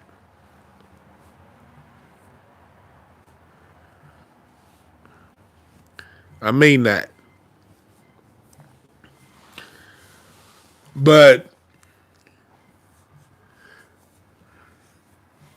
it circled back this past Saturday. And on the worst weather day of a Los Angeles year, you niggas showed up for me. And this was the same day Corey Holcomb is in Ontario. Hell, if I got a choice between listening to me and Corey Holcomb, I'm choosing Corey Holcomb, nigga. Do you ever see me go live at the same time as 5150? Hell no. You can guarantee DwannBrown is never going to go live on a Tuesday night between 9 p.m. and 11 p.m. I'm not doing it. Even if I'm not watching 5150 live. Nah. Corey Holcomb is the comedy god. I know. No, nigga, I would choose Corey Holcomb over me. I'm not even playing.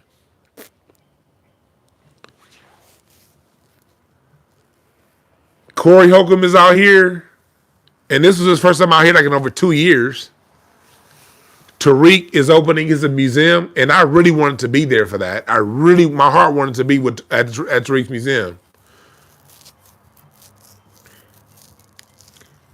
The NAACP Image Awards were going on. And LA was flooded. The Grapevine was closed. And I still was able to sell out a show. And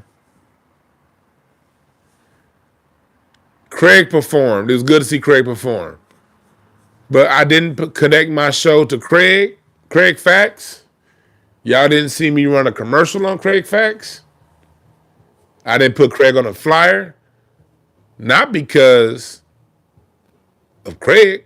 Craig's still performing. Craig ripped that motherfucker. I love Craig Smith. He was backstage with us. Craig bought a bottle. But that show was personal. I knew putting Craig on a flyer and making it a Craig Facts thing would make it a little easier on me. Because Craig Facts has such a loyal, beautiful following. And I love the Craig Facts following.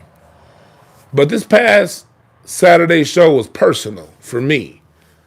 I had to find out something for myself.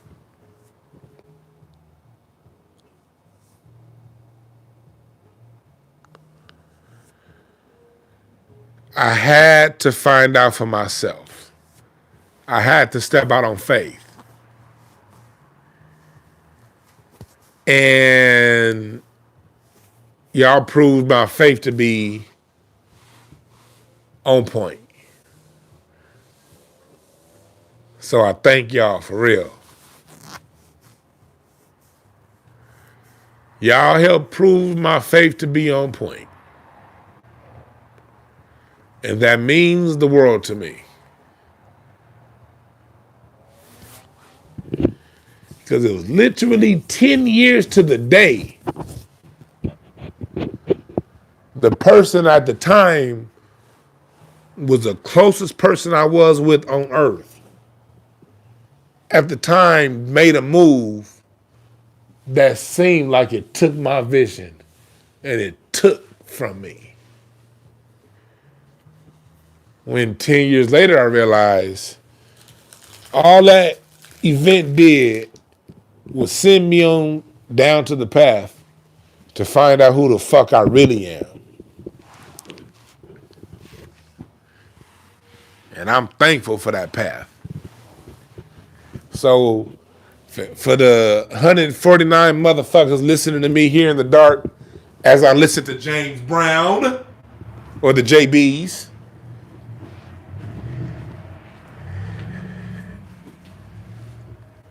some fuck shit happened to you and it disrupts you and it really throw you off your shit, understand one thing.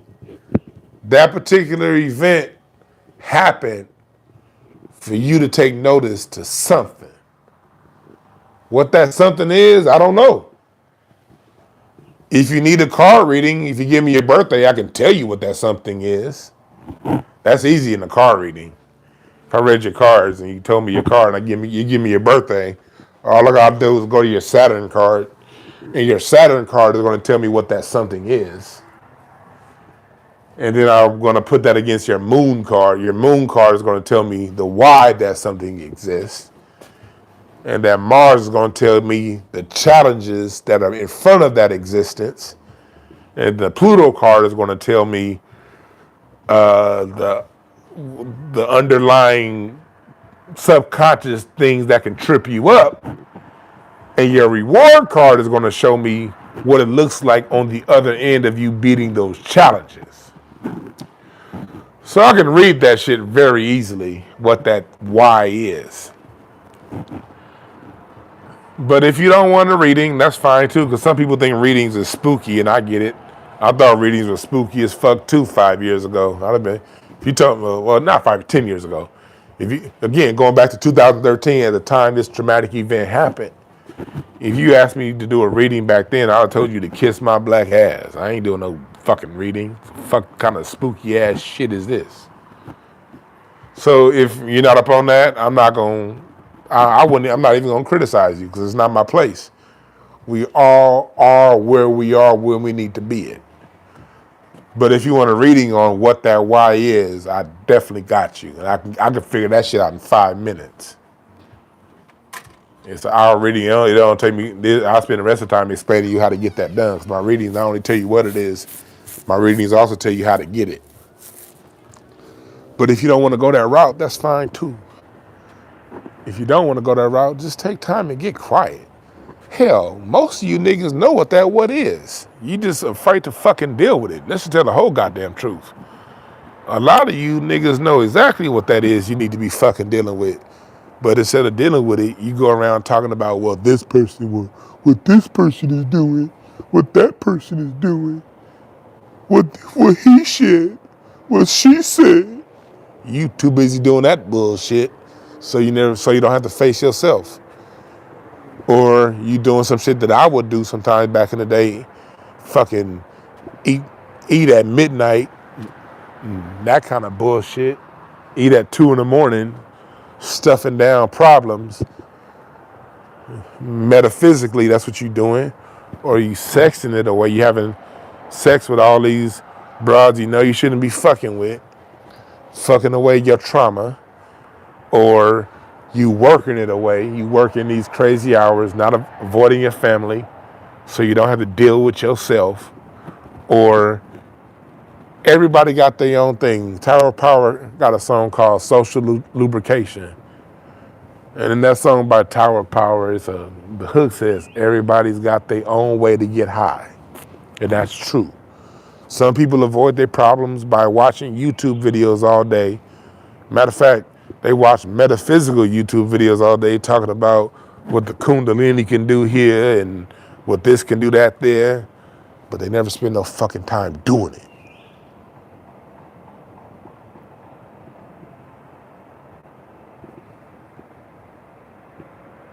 Whatever it is, whether you get a reading from me or whether you do it yourself, whatever the fuck it is, do it, fix it. Answer that call that's sending you down to your greater self. And whatever that traumatic event happened, if you keep having these traumatic events, it's because you ain't listening. Life isn't supposed to be traumatic. Trauma comes as a line of demarcation, as a point to inspire you to look into your motherfucking black ass, nigga ass, buck tooth ass, crusty foot having ass self. And why the fuck is LA so cold? God damn, it's cold on my porch. Back in my house. God damn, it's cold in this bitch.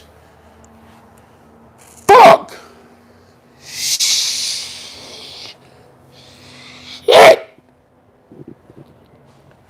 God damn, it's cold in this fucking city. How do you niggas live in the Midwest and the East Coast with y'all little ass weather? How the fuck y'all do that? This weather got me ready to beat somebody's ass. Let me see, come on, light. Fuck this weather. Better come get my goddamn beanie. Where does shit go? weather can kiss my ass. Here we go. It's too goddamn cold.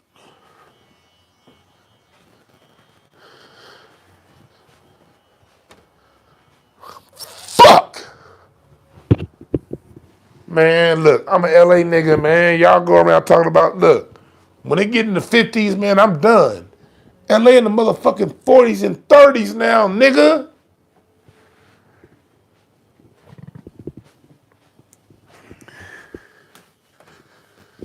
Do y'all understand how traumatic that is to a LA nigga?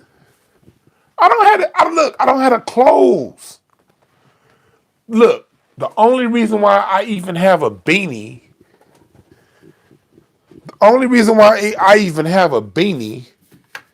is because this is my Hotepish beanie.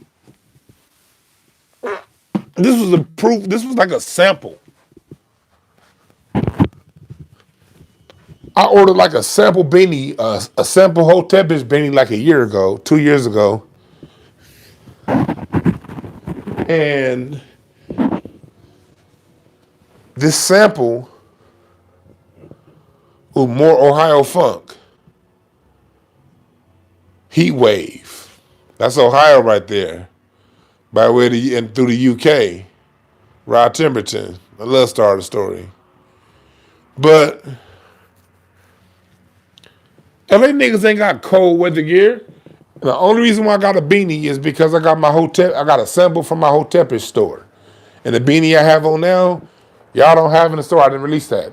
Oh, pretty soon, DwannBrown is getting ready to get released because I know my John Henry Clark shirt, none of that stuff's been available in the Hotepish store because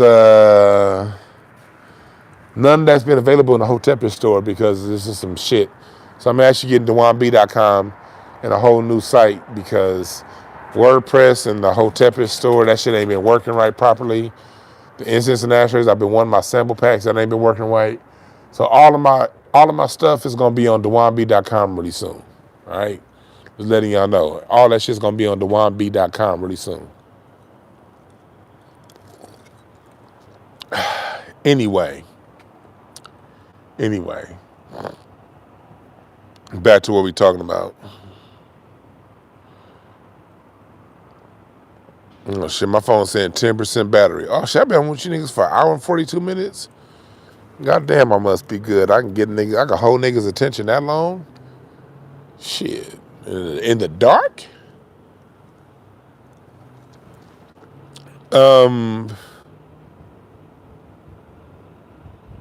you say you grew up from you from Chicago? Shit, yeah. Look, Chicago's ridiculous. Look, but see, you grew up in Chicago. You people from the Midwest and the East Coast, y'all have clothes for cold weather. Y'all got long ass trench coats. Y'all got furs.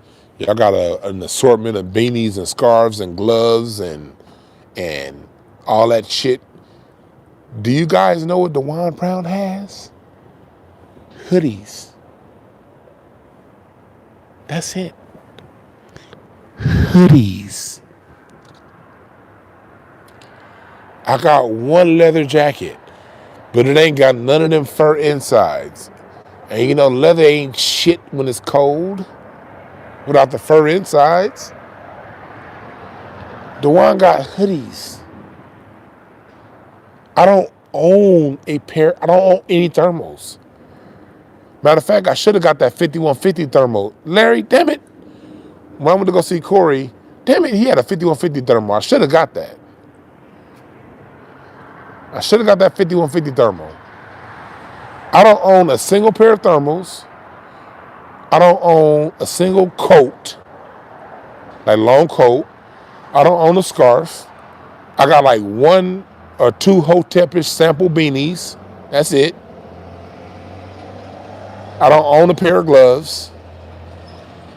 I don't own any jacket with the furry insides. I don't own none of that shit. I own dozens of shorts, dozens of t-shirts, dozens of short sleeve button down shirts, dozens of very thin button down shirts. Dozens. lots of sweats, and I own a whole Nike store full of basketball shorts. I can open my own Nike store for the amount of basketball shorts that I own.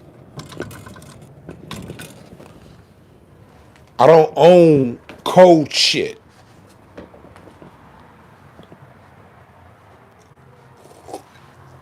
So no, I can't handle this bullshit ass cold weather. You niggas got clothes for this shit.